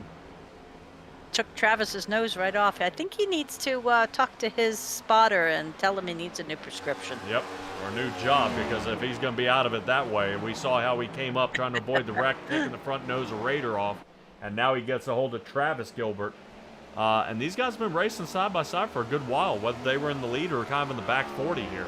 But that may do it for Trevor Earhart, which is huge. If Trevor Earhart ends up out of this race because of that wreck, he's going to be depending a lot on his points to save him here. Yes. That 35 may diminish very quickly. Get him, if Burns can finish higher, move him up. I mean, I would wonder, points-wise, if it's possible, if Nick Alves were able to win this race, Burns then takes over Earhart, and Earhart gets bumped. Oh, wow. That could be a switch. That could be a possibility. But right now, with Nick Alves shuffling back to 8th place, it's not looking too good right now. And Nick Alves is going to need a caution and a set of tires, but that's going to level the playing field with everybody else because they're going to be thinking the same thing. But, I mean, the same thing could happen with Grant being in the lead.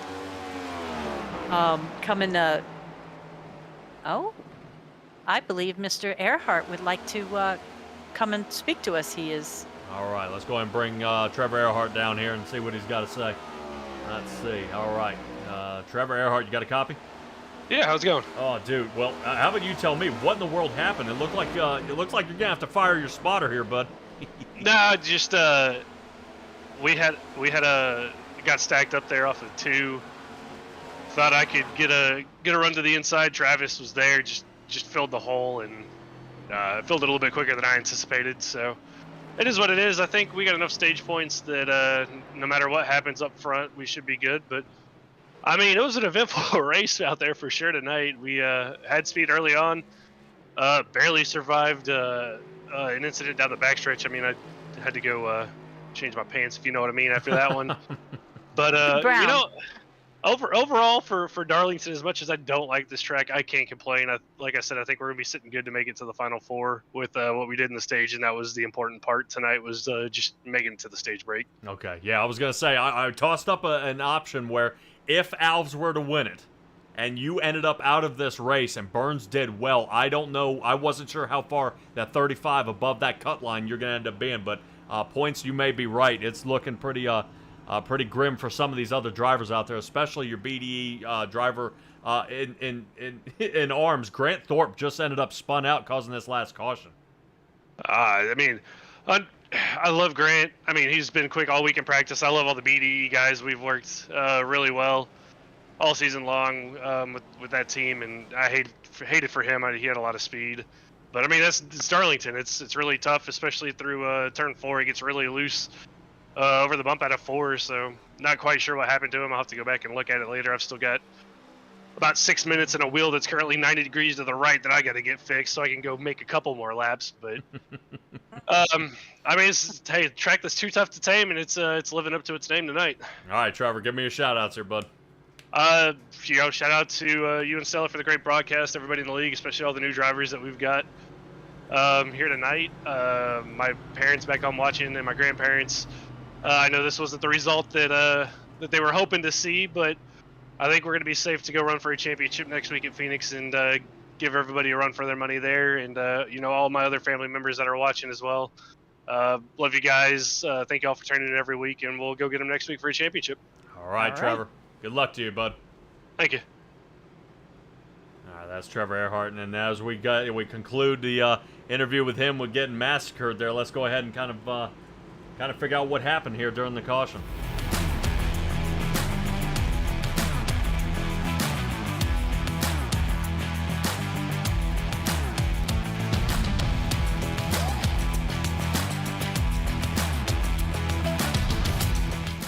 Taking a look at it from the top side, I don't want to call maybe purposeful, but right now I'm looking at Kevin Orlando not in the running here for the playoffs. Part of 4-Star Industries, kind of hoping they can get Nick in. But Grant Thorpe gets up there, connects with the 27 Boom. Well, he connected with the wall first. Yeah. Well, you see the broken toe link. See that right front tire? Oh, it's Yep. not. Yes. That's it for Grant. Oh. So, and he's trying to steer it. Once that toe link's broken, he's got one tire to turn him, and that did it. This is where we caught where the two of them between Grant Thorpe and Wayne Lowe got connected here on the bottom, and Grant Thorpe may be broken. So he may be in a lot of trouble here heading into this one. So Wow. yeah, Grant Thorpe down pit, already looking at 2 minutes. So his playoffs, finito. There's no recovering from that one. Raider is in the lead. Berube still looking for this chance. Pit stops have happened, and every soul on the track had taken tires. Brandon Richardson, I would probably say, I think Richardson actually might be back in the garage with the 29 Chevrolet. I think Richardson is out of the race. So I think I've got 9 drivers on the track. No. Yeah, that are still on the lead lap. Ah. Yeah, I think that may be it. Kevin Orlando might have gotten the wave around here. And I think Orlando resumes back on the lead lap here, sitting 10th. All right. Yeah, Richardson is out. Grant Thorpe down. Trevor down. So Team BDE getting the biggest whipping here of all their drivers. Have just about been eliminated from this race. Raider in front. Berube second. Travis Gilbert sitting third. Jeremy Burns fourth. Nick Alves fifth. And right now, Nick Alves is still going to have a chance here. He is right next to Burns, so. Yeah, because, I'm looking at that inside line of Berube and Burns, and they could just take this. Yeah, it could be a definite switch here. If Berube is able to win it, Burns is out. So here we go, back under green. Watch Burns and Alves here. I know we got Raider getting a good runaway here. Little push. Oh yeah, 4-Star Industries. Caleb? Yep. There you go. Good job. Number 40 gets the separation off Jeremy Burns. Now, I would say, on the upcoming formation of teams right now, the 40 and the 9 got to be nice to each other because they're going to be working together next year. Oh. Okay. Yeah, so right now, Caleb into the wall. That's twice, actually. Yeah, not Just looking since too hot. we've been watching. And talk about Robert Raider. Not the best car for qualifying out there. 15th place, but if he comes out with another win here, this has just got to deflate the rest of the field. We're seeing just win after win after win. It's just, just what in the world? I mean, just where he can try to pull his race back out for Raider to stay out front. Oh no! No. Whoa! Well, whoa! Was no caution. harsh. No. No Really? caution. Really? Holy cow. That is amazing. This is one of those ones where I would probably guess this is a good call for the Racing Revolution to be looking at a race control, because this right here, clink, is it now takes out 2 drivers. That Berube, that is a massive shot. Yeah. And Travis Gilbert getting hammered out in this one. I think. Oh boy, sorry, I look like Berube going back up onto the track here. Oh yeah. A massive shot. So Berube may be out of it here. That is huge. Because what this does is this moves Nick Alves back to the front. Does it? But Jeremy Burns wasn't caught up in that, so he's still in it. That's the one thing that we haven't taken into consideration is if Robert Raider does win this again, 2 guys on points will be moving forward. And who that might be is the mystery. Yeah. Trevor thinks that he's got enough because he said he had some stage points to this tonight. Yeah, trying to squeak out right now. Trevor Earhart sitting 14th in the out there on the track right now. Oh, okay. He is driving around. Grant Thorpe is down for repairs. He may be able to get 13th after that. A Raider out in front. Alves is trying to catch him. Less than a half second now. Alves is picking up the pace. Wow. Yeah, right now this is huge. If Alves wins, Jeremy Burns is out. If if Raider wins, then Jeremy Burns is in. Is in. Yeah, Hubba so hubba. right now this is huge. That was kind of a bad turn here by Alves. Alves has got to hit his marks because the number 9 of Jeremy Burns is all over him. Oh yeah. Oh man.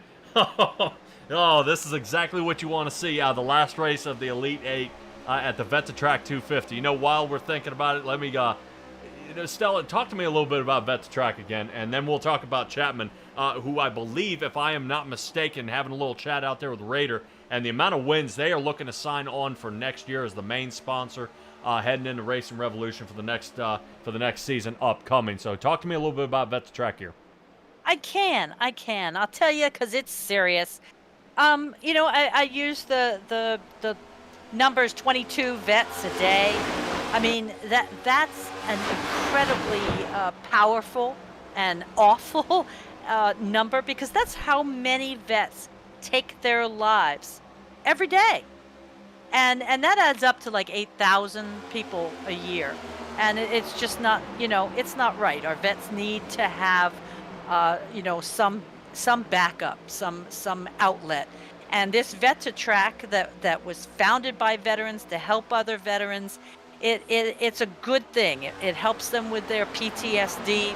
It helps them with camaraderie, and this all will, comes together, and it helps them move forward. And it may be a single day, it may be a single event, but whatever it takes to give them that life change is a good thing. And Vetatrack, you can look them up under vet2 with a numeral 2 track.org, and find out more about how you can help out with this organization. Yeah, no kidding. And talking about that many lost lives just for awful reasons is tough to swallow here. Back up to the front, Nick Alves still sitting second, Jeremy Burns, but Caleb Gilbert all over the back bumper of Jeremy Burns here. Now I would expect a block of Caleb Gilbert, trying to keep Jeremy Burns toward the top, maybe where he doesn't want to be. Caleb Gilbert has already secured himself in there. Right now, the two guys who have secured are sitting 1 and 4, and the two guys battling for the line cutoff are sitting 2 and 3. So right now, this is huge out there on the track. But speaking just things of just as huge, sponsor for the Racing Revolution League, Chapman Environmental Services. Stella, tell me. You betcha. That's ChapmanES.com. That's Chapman that provides integrated environmental management. It's Chapman that does broad spectrum regulatory compliance, and Chapman who does permitting, field sampling, and all kinds of other things, including sponsoring this wonderful league. So visit them at ChapmanES.com. Yeah, I also want to give a shout out there to Ultimate Siding Gutters and Butt Kicker, feel what you've been missing. Battle for second place here. Jeremy Burns trying to get it. There's the shove. Right now, Caleb Gilbert trying to get his teammate up toward the front, and he's able to make the breakaway. Nick Alves able to stay out front. Jeremy Burns took that look, and exactly what Caleb Gilbert should do as a great teammate there is able to give him the shove of a lifetime out in front. Now Alves only back by half a second behind Robert Roeder. Now, would you question, would Roeder let off the gas and allow Alves to sling in? That way it gets 3 out of their four-star industry drivers into the playoff championships heading next week to Phoenix. If he does, he will not do it yet. Yeah, not just quite. I figure these guys have got to have one more pit stop. It's got to happen, one more, and that's going to be the make or break of the race. Do they take 4? Do they take 2? I would say that you can't do a fuel and go. There's no way. The pressure that these guys are going to be putting on the tires this late into the race is going to be massive. So guys, stay tuned in, because these last 40 laps or so are going to be a tight one, as Nick Alves is trying to get into the championship running, and Jeremy Burns has fallen way off the lead by over a second off the back of Nick Alves' Chevrolet. Yeah, no kidding. Right now, I don't see a Toyota in sight inside the top 10. All Fords and Chevrolets here. We got a lot of trouble here out there on the track. If I'm not mistaken, I think that was Orlando? Yeah, I think it was Tay McDonald actually got a little bit loose. Slid toward the bottom. Travis Gilbert trying to get his race back together, sitting 8th. but he's 6.5 seconds off the lead. Wayne Lowe, he's been dodging just about everything on the track, and everything's been collecting into him. So he's got a few bent fenders on his Chevrolet out there. And Matthew Robinson is down a bunch of laps, but sitting 10th. So right now, if he can stay out front, if more cautions end up happening, he will be the lucky dog around for a few times now. Rader's still in the lead, but Nick Alves is reeling him in. Is. Yeah, no Now, can you tell with the race lap speed if Raider slowed down or if Alves is speeding up? Right now, they are identical times. Oh, Here's the last time. okay. Identical. So Alves starting to reel in Raider, but they got to be careful because Jeremy Burns is starting to reel him in as well. Agreed. Yeah, Jeremy Burns He's isn't running far faster. off. Yeah. Yeah, he's not far off. Burns starting to turn up the heat. And I've got to say, watching Caleb Gilbert here, what is Caleb Gilbert's place in all of this? And that's I think is kind of the missing link here is Caleb in that number 44. Something's going to happen. He's going to be the make or break is when it comes down to it, who he helps push. And you saw exactly what happened last time when Alves did that. He gave Alves the push. Here we go. Yeah, but he doesn't want to do something like, oh, let's push, Jeremy Burns and then hook him either. So he needs to be careful because eyes are on him. Yeah, and taking a look at it, what Caleb Gilbert may decide to do is if he feels his car is fast enough, is pull out from behind him. Yes. Right now, Pass him he's and giving block. him a whole bunch of draft. He's releasing some of that downforce to allow Jeremy Burns to pick up pace. So now Caleb Gilbert has passed Jeremy Burns and can now control. He may be able to get in front of Jeremy and block him and slow him down, allowing the four stars. Nick Alves makes contact with Raider there as I was talking. Nick Alves is into the lead. Holy cow. Out front he goes. Style. But right now, remember, we have still got a pit stop here. Nick Alves trying to bring it. And you want to talk about any race that anybody would guess, this is the one. He can. Everyone says, I've got to win at Talladega. I got to try at Kentucky. Maybe Coda was their deal. This is the one everyone says, I do not want to base my playoffs on this race. And unfortunately, Nick Alves trying everything he can to keep it out of the wall. He's got to be careful of the amount of damage he's putting into the car.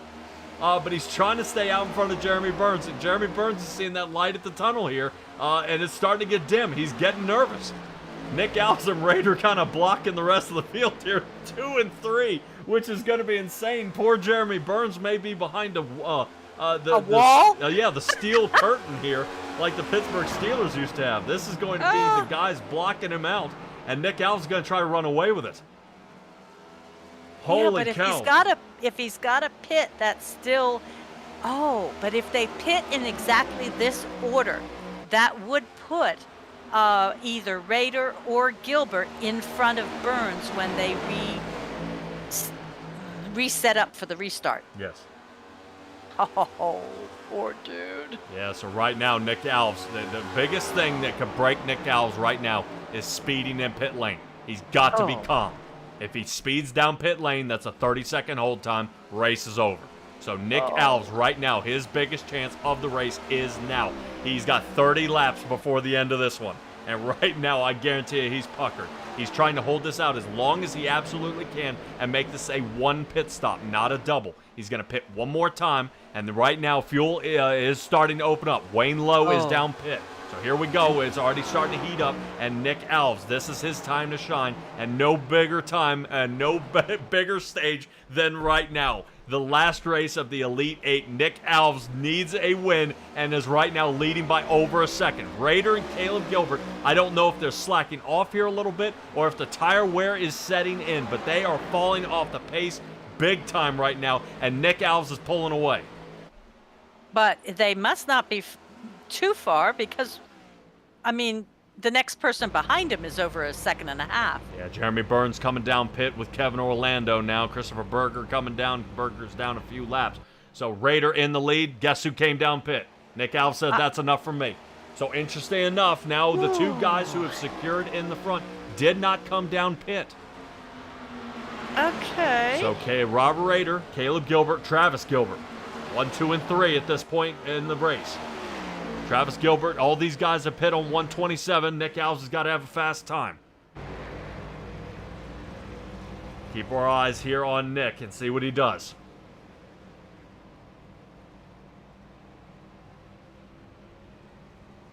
I'm watching.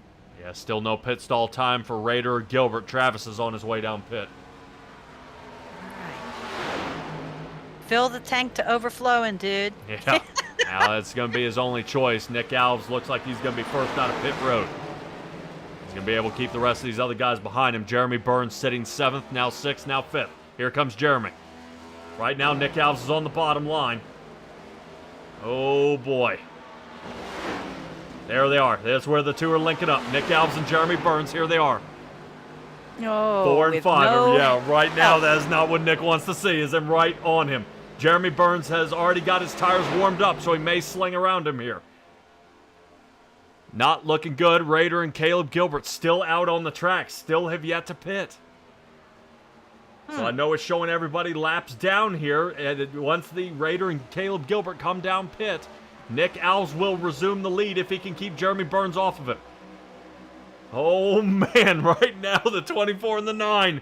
This is it. This is the race here. Raider and Gilbert still have got to pit. Still not coming down. Trevor Earhart up out of the way. Here we go. Only separated by 1 lap on tires. Wow. Both these guys have taken 4 and a full tank of fuel. Still hanging around out there. I want to keep an eye on where our guys heading down pit road. Here they come. Raider and Caleb Gilbert down pit. So Nick Alves scrambling for his life. One mistake and Jeremy's going to be on him. Jeremy taking a peek toward the inside. Alves is going to try to cut him off. Only got him by a fresh fender air. here. Yep. By less than half a car length, Jeremy Burns and Nick Alves are separated heading into turn 4. 3 and 4, here we go. Nick Alves seems through this entire race, Nick Alves has been able to capitalize between 3 and 4. He's been faster than everybody else there, and right there was his fastest of a 15:11. But Jeremy Burns makes contact with him, Wow. little nudge. Yeah, Nick Alves not wanting to enter the turn low, and he definitely gets a good shot of that. Nasty hook there between 3 and 4. Jeremy Burns we trying to have- reel him in. Yeah, but we have out of control. Okay. So Yeah. I'm sorry. We had out of control lap traffic right in front of them. All right, well, Nick Alves still holding on to the lead now. Jeremy Burns sitting 2nd, Raider 3rd. Dylan Smoot will be 4th. Definitely a late pit stall time for these guys. If somebody needed help, Nick Alves needed help from the rest of his team, but they pit way too late here. Robert Raider down to 5th. He's going to have to kind of figure out how to pick this race up. But with only 24 laps to go at the line, this is going to be ugly. Yep. Right now, these two guys are the ones battling. Jeremy Burns to keep his spot, Nick Alves to get the spot. Sitting right now 1 and 2. They are 5 seconds away from anybody else on the field. So the race comes down to these two. Nick Alves has got to pick and choose. Nick Alves had the time later on in the run. So if he can wait Jeremy Burns out here and just reel him in, let Jeremy Burns fry these tires off, Nick Alves is going to try to attack, and I'll probably give it another 10 laps for them to figure it out here. Well, I also don't put it beyond Raider to catch up, because we have seen him come from ridiculous speeds, places behind, and get back up in there to help his guy. But honestly, if there was a fair way of having the last person in the playoff, this is it. Nobody helping, no teams, no nothing. Look at them go. And it's just driver against driver. Yeah, that they're doing. Little Jeremy able to reach back a little bit and turn his light back on in his room because he knows his camera's on. As we're flossing around here, Jeremy Burns trying to see if he can hold off Nick Alves. And boy, what an ugly turn of events here. I'm glad this race is going to boil down to these two. But Alves has got to remain calm. He's got to stay composed. Because right now, if he allows Jeremy to fry these tires off, he'll be able to attack him later on in this run. But we've seen Jeremy Burns before take his time and wait. So we'll see if Nick Alves can kind of fish it out. You see Nick Alves looking toward the bottom, and he knows he's got that spot. Jeremy Burns takes a block, but already low bumping and banging back there. It looks like around where Grant Thorpe. And you want to talk about something that would shuffle it up, a caution. Yeah. Yeah, and I would definitely Really not want bad. to caution later in this race. Some of these guys just trying to keep their car on the track and stay in contention here, looking pretty square. Right now, Rader was back by 6.5 seconds. He's now moved up to fourth, 5.5 seconds behind. So Rader starting to pick up the pace. Caleb Gilbert not able to do as much. So Rader may be able to try to see if he can sneak up and run them down. But like I said, I'm very confused at how Rob had such a slow qualifying time, yet he's led some of this race. He's battling back to the front, so I don't know if this track is starting to settle in. You know, the track temperature is still 74 degrees out there, so it's still around where it was. I don't know if something's starting to straighten up, and now, you know, Rob is able to hook up and keep the charge going on here. Rader would have to pick up almost a quarter of a second a lap to be able to do anything up here with any kind of ample amount of laps to go. Nick Alves crosses up. That's exactly what he needed. Jeremy Burns had a little mess up out of 4. Nick Alves has gotten the lead. Holy cow, Nick Alves waiting for Jeremy Burns to make the mistake, and he did. Now watch Jeremy Burns. I'll tell you what, today would be the RC day, because this is exactly what you want to see, is Nick Alves is out in front of Jeremy Burns. Rader is in the third with less than 5 seconds to catch up. Holy cow, Nick Alves right now, the biggest race of his Racing Revolution career comes down to this. 18 to go, 17 at the line. Right now, he's waiting for Jeremy Burns, and Burns, those tires are starting to wear on him. Quarter of a second behind. Burns, end of the wall. Oh, man. And the damage just starts collecting on the front of Jeremy Burns. He might be watching his race pull away from him as Nick Alves is making the separation that he needs. But Jeremy Burns, out of an act of desperation, I guarantee he's going to start setting into these turns here, Stella. Oh, without a doubt. Without a doubt. Oh. Yeah, taking a look at it here, Rader is now only down by 4.5 seconds. Let's take a look at Jeremy Burns. That behind him right there is Rader. I believe that may actually be Robinson. Yeah, that's Robinson behind him here. Matthew Robinson sitting right behind him. After that, and I believe it's Christopher Berger. After Christopher Berger, that should be Rader that's behind him after that. So you see the separation. He's going to need to kind of reel him in here. Oh, but not by hitting the wall, Rob. Yeah, no can do. Rob only off by 4 seconds now. But Alves right now is pretty happy with his lead. He's almost got a half a second on Jeremy Burns. But is Burns now trying to conserve his tires? Is Burns trying to wait out Alves? Right now, knowing how Alves has been driving all race, this may be a pull away for him, but he's got to stay composed. And this right now is really a nail-biter of a race. Oh, yes. Oh, yes. We'll all need false nails by the end of it. Yeah, talking about the false nails. Looking at some of this, Nick Alves, 4 laps less on tires. Robert Rader pit on lap 159, and now he's less than 4 seconds, almost 3.5 on these guys. So picking up the pace is Rob. Now, what does Rob do? Does Rob get in front of Jeremy Burns and block him, or does he help his next year's teammate into the lead? So this is going to be huge right now. Right now, to me, from the outside looking in, Rob has got to help his teammate now and not into the future. I hope.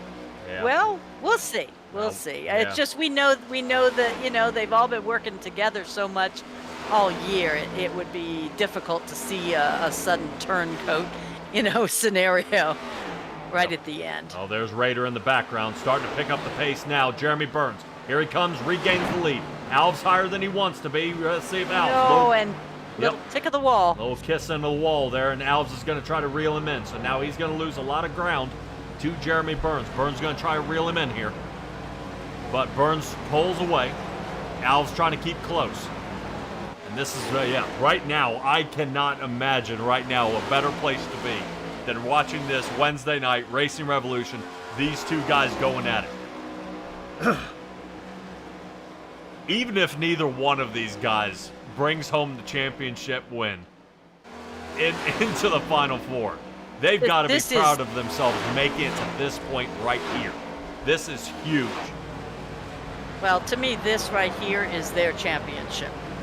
If they don't, whoever wins this, it's the championship for their season. Oh, yeah. Nick Alves, here he goes. Jeremy Burns into the wall again. Nick Alves sees it.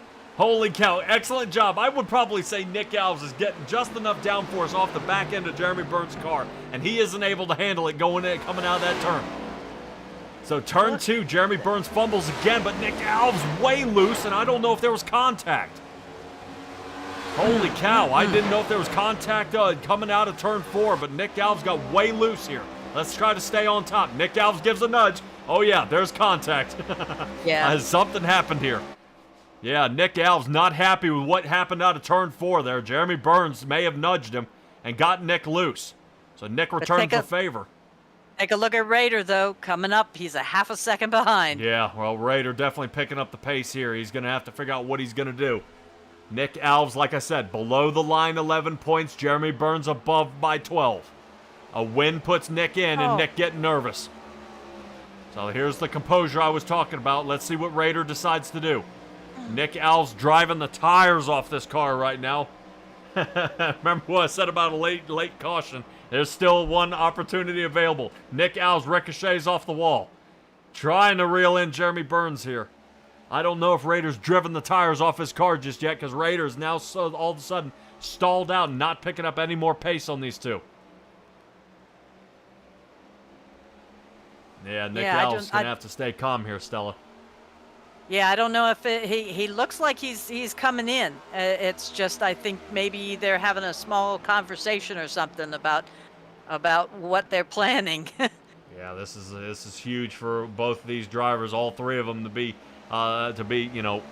accurate there. Robert Raider, he's thinking about something here. He's got something going on, and what happens from here on out is going to be the make or break. Raider hanging back. Definitely something. He may have something concocted here, and see if he can figure out what he can do. Nick Alves a little blink there. Yeah, not definitely a good tough. time. Yeah, not a good time to be blinking out. Alves reels in Jeremy Burns on that turn. Yeah, this is insane right here. 6 laps left to go here in this run. Right now, Matthew Robinson's getting a perfect view of exactly everything going out of the front of his car, watching all these 3 guys going at it. Nick Alves trying to see if he can find a hole here. Yeah, and Burns doing a good job of blocking. Yeah, Burns going to have to block for his life on this one. There's Raider. Here comes the push. What he may be doing is he's going to wait for Alves to get that opening. Raider give him a shove and try to get him at least side by side with Jeremy.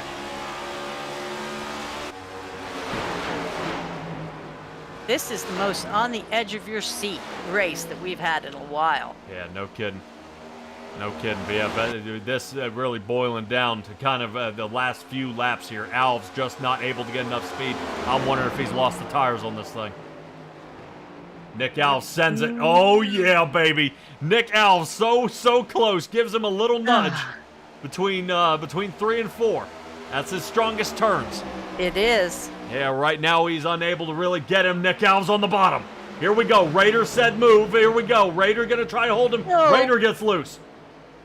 Holy cow. Raider gave it everything he had to try to push Nick to the front. Nick trying to hold him off. Can he hold off Jeremy Burns? Taking a look out of the backside. Look who is come back. Caleb Gilbert, now third. Caleb is going to try to hold Jeremy Burns. Now, if Nick Alves, Jeremy Burns into the wall. Here we go, 3 to go at the line. Caleb Gilbert going to hold to the bottom and see if he can block Jeremy. Jeremy may be watching the race pull away from him. Nick Alves right now off to a half-second lead and pulling away. Jeremy Burns is caught into the wall. What does he do? Jeremy Burns into the wall again. Jeremy Burns is not guaranteed, is not letting off the gas right here. Right now, Nick Alves has got to hold it. 2 laps left to go at the line, and Caleb Gilbert's underneath the Jeremy. If Jeremy Burns keeps clipping the wall, and he's loose. He's loose. Jeremy Burns is around. Oh, no. Jeremy Burns is around. 2 to go. That may bring out a caution as Nick Alves is in the lead, and his biggest rival of Jeremy Burns is going to be way off the chart. Wow! I'm so sorry. That's all I can say. Oh my goodness. Holy cow, goodness. Nick Alves has got to be ecstatic right now because he's got 2 guys behind him that may have it. But I will admit, right now, I guarantee you a conversation with the 341 Ford is in full effect right now. Let's head to caution and let's take another angle at what happened during that race.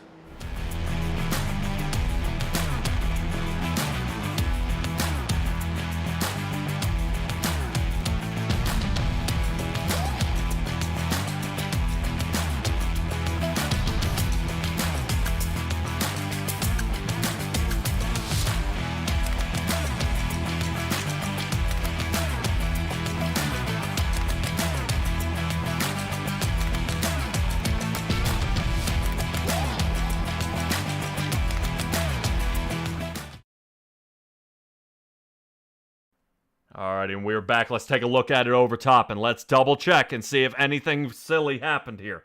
Jeremy Burns on the outside is way loose. Oh. This is where he was sending it. And now I've got to say, I can't say anything on Caleb because he catches Caleb here. Oh. And Caleb Gilbert ends up, he gets sent around. Yeah. Holy mackerel. Holy cow. So Jeremy Burns right now is going to head down pit. And actually, he's not heading down pit. Let's head back live. Really? He got back up there? Right now, Jeremy Burns showing fourth. Wow. Who's got the fast hack? Well, shuffling back around, it only spun him around. He's got damage to the right rear of that car. Now, I want you to think about who's around Nick right now. Nick Alves is in the front. He's got Raeder and Caleb Gilbert. Oh, Caleb was able to straighten it back out and keep going again. Yes. Okay. Because the guys who were around him were laps down. So dear. this may build that steel curtain we were talking about and let Nick Alves get away. Oh, dear. Guys who have just pit. Tay McDonald sitting fifth. Yeah, but look at Travis Gilbert. Did he pit? Travis Gilbert is pit. Now, both these guys are out of the running for the playoffs. So now Doesn't would matter. be the big upset. I would say, even if you're out of the playoffs, this could shuffle the field immensely. Right now, Yes. Nick still needs the win. Nick still needs the win. And right now, he's got to be sweating bullets at this point. Because, man, what is he going to do? If he can get Raeder and Gilbert to help him out here, they're both going to have to block Burns. Yeah. I am amazed how Jeremy Burns, after that spin out, is still top five. Yeah. Is still That's top what I'd five. like to know. How did no one pass him? I mean, no offense, but holy cow. Yeah, the two guys that were around him, I believe, were from Turn 1 Racing with Matthew Robinson, and they got their lap back. So, all they did is they were around, but they weren't in the running, and that's what was causing the weird shuffle up there. But definitely, this is going to be interesting. This is going to be interesting. I know he's probably going to like this, but right now Nick is using every one of his mouse tools out there, seeing if he can get out in front and stay out front. Yes. And yes, we stole that from you, Baden. Oh my. Yeah, you want to talk about shootout? I said there's still a chance of there being a caution, and here it is. Pace car lights are off. Nick Alves right now has got to be as nervous as absolutely possible. I just don't know how he's content. How is he maintaining? Because right now, see that 9 of Team Disconnect. Yes. Jeremy is waiting. Jeremy's going to... Now, I would say, Jeremy Burns sliding out like that, his tires are done. There's no... Oh. His tires are flat spotted. His tires have heated up. They may have sawed off another 5 to 10% off those tires. So if he wasn't hooking before, he's not going to hook now. What's going to have to happen is if Rob or Caleb Gilbert, if there's no blocking, and there's real racing here, and they don't try to let the 24 Coastal Financial Chevrolet get in the front, Jeremy Burns still may have a chance here. Yeah, and I'm looking at Travis Gilbert has a mission. He was leading for so much earlier, and he's right in contention in the top 5 to take this again, back away again. All right, here we go. Back under green. Excellent restart. And I think Jeremy Burns ended up missing the shift. Jeremy's gone. Jeremy missed the shift. All the way down to 9th position. Nick Alves. Did he miss the shift or did he hit the wall? Well, I think he missed the shift and it put him into the wall. He spun. Oh my heavens. There's no grip on the tires. Nick Alves out in front by half a second over his teammates, Rob Raeder and Caleb Gilbert. Travis Gilbert trying to see if he can yank and get into a top 3, but right now, Nick Alves may be cruising to the win as the white flag is out. Here we go. Nick Alves right now, he's got to stay concentrated. He's got 2 more turns and to get it. Right now, look at Rob Raeder trying to block Travis. Trying to block Travis here. And he's going to do it. Right now, look at Nick. Look at Nick staring at that rearview mirror. He's got it. He's going to bring home the Vet to Track 250 here. There we go, baby. Yes. He's got it. Oh. He brings home the win. Look at him. Oh, Nick Alves makes it to the championship 4. oh, you don't even have to hear him, man. You can hear him. Oh, outstanding. I like it when we have the camera on when they win, you know? Yeah, he got it this time. Holy cow. And at Darlington, as a last act of desperation, Nick Alves in the Coastal 24 Financial Chevrolet brings home the win at the Vet to Track 250. Fantastic job here. Oh, super, super. Okay, well, but it's hard to be hooray, hooray. Except look at how happy he is. I mean, Jeremy Burns had his moment of jumping around. When have you ever seen Nick Alves have to do a burnout? This is his first Never. race win this season, and in the last race before the championship round. Yeah. Yeah. Yeah, he deserves this 110%. Excellent job. Hats off to Jeremy Burns for giving it a hell of a shot there. Oh, yeah. Oh, yeah. So, my. But this has been a long time coming. We talked about Nick Alves coming from outside the top 10, working in the top 10 all season. Now is start getting top 5 in podiums and finally gets the win. Now he will have a chance that if he is able to get higher than the rest of the guys next week, that he will win the championship of season 2. Yeah, Sorry, right now. I'm just getting the biggest kick out of how Yeah. happy. Right now, Nick has got to be ecstatic right now. Fantastic freaking job here out of Nick Alves. Absolutely Oh, God. amazing. Yeah, right now, I figure everybody would be running up, kind of bumping his car here, because that was an amazing showing of sportsmanship out here. Nick Alves, great job out of him. We'll get a hold of him in a little bit. Let's take a look at our championship elite, round 3 of the Elite 8. Nick Alves moves to the next chunk. He is now going to be highlighted blue. He's out of the fire there and back into the pan heading next week. Jeremy Burns will be bumped. Holy cow. Holy cow. This was amazing. So if you also consider only the top 9 drivers were on the lead lap on this race. Agreed. I saw that. Yeah, Yes. this is gonna be wild. If I'm not mistaken, I think they run Darlington twice next year. Taking a peek at the sneak peek of some of the racing they do there. Holy cow! What an amazing race, ladies and gentlemen. We'll be right back, and we'll be able to give a shout out from all of our drivers here tonight.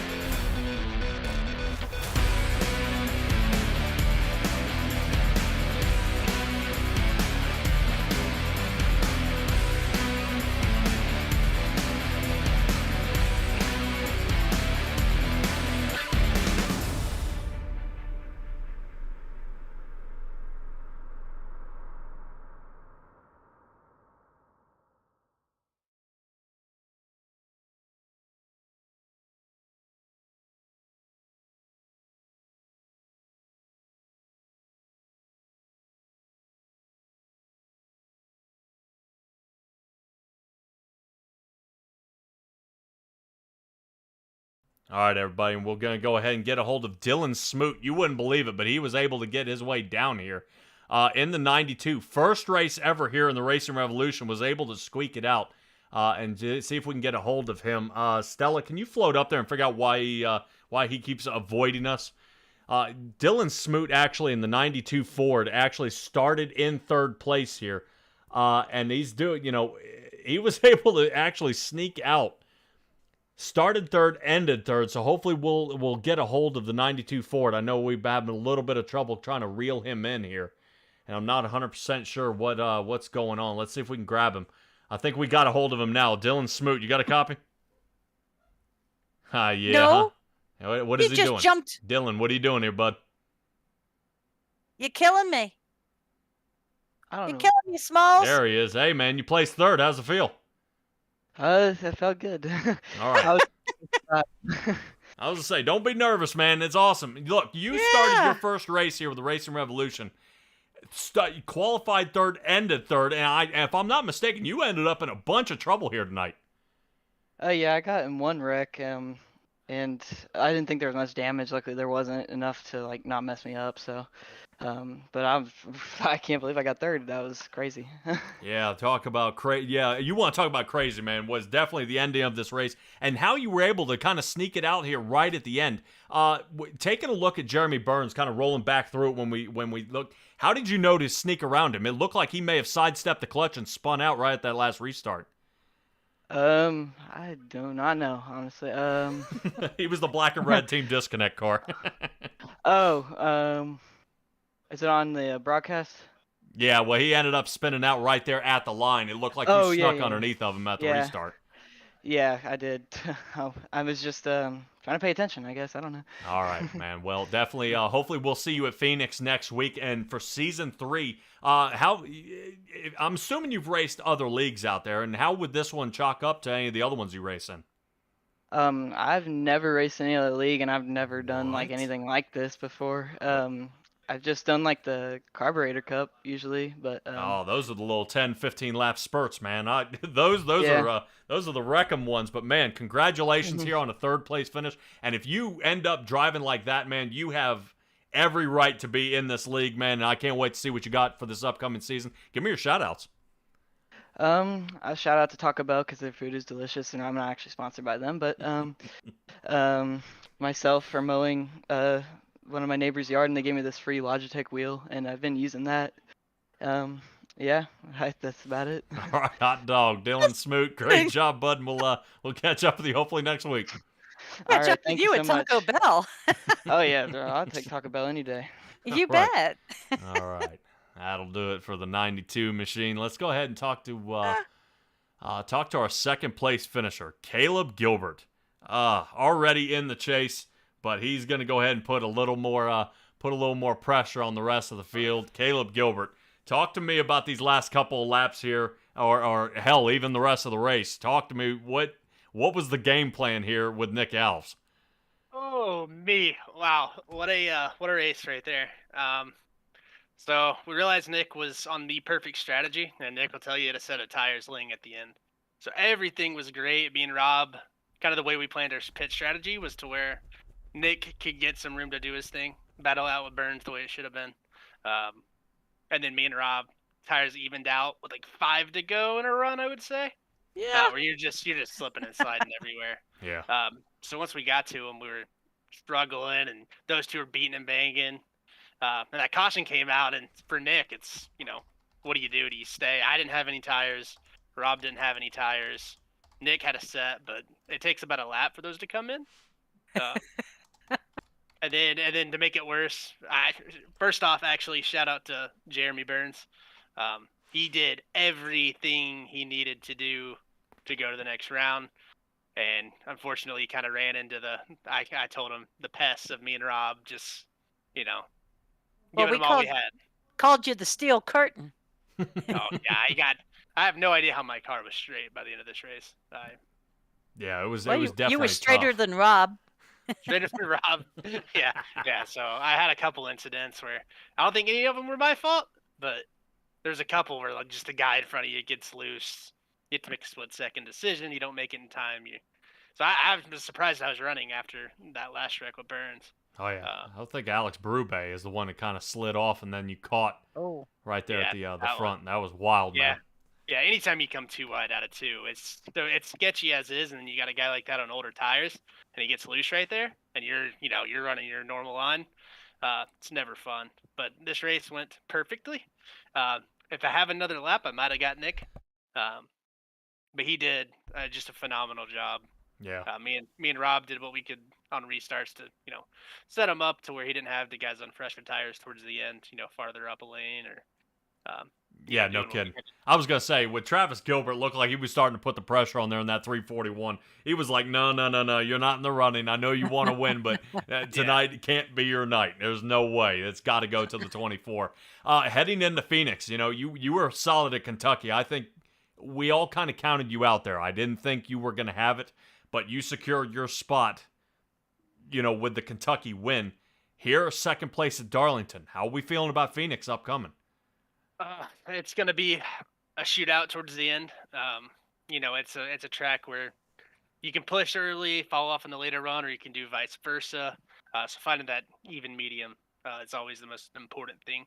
I know I've got the long run speed. It's just that those quick 5-lap stints. I don't know if I have it there.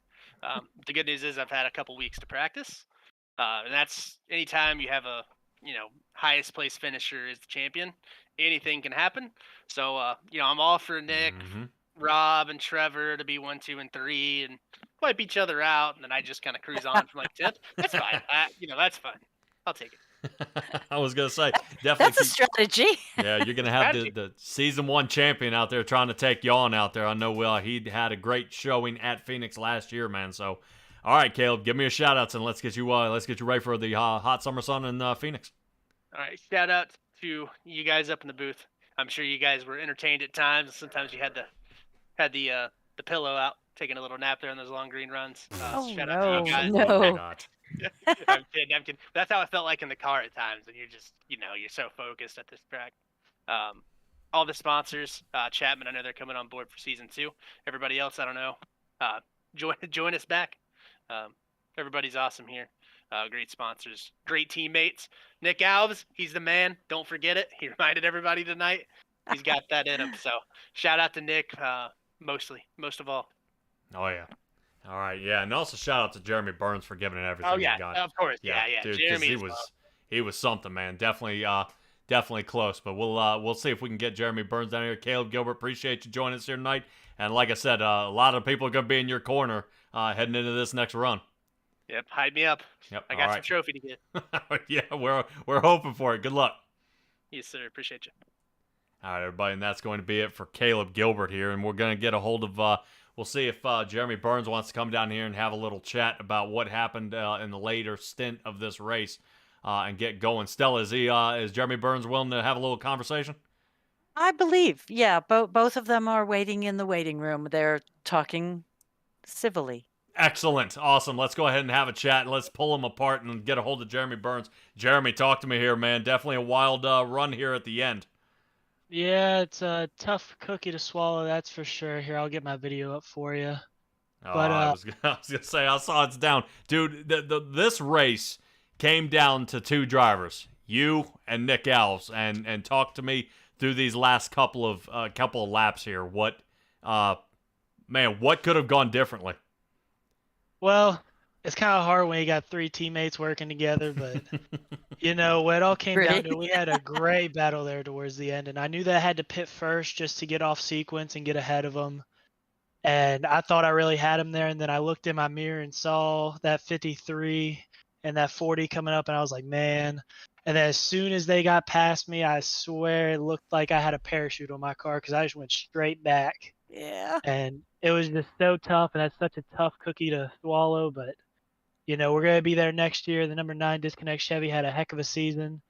And if it wasn't for him winning, we would have been in. So it's definitely good momentum, and we're going to head to Phoenix, try to get the best finish we can next week. And it's just, like I said, it's just a tough cookie to swallow. Yeah, man, definitely. It was tough. Now, I would say, as we kind of kept on you guys, I swore I don't think you let off the gas. It looked like you sent it, and you sent it, and you sent it. You ate the wall. You tried to daze the thunder this one. Yeah. I thought he was chastaining it there a little bit.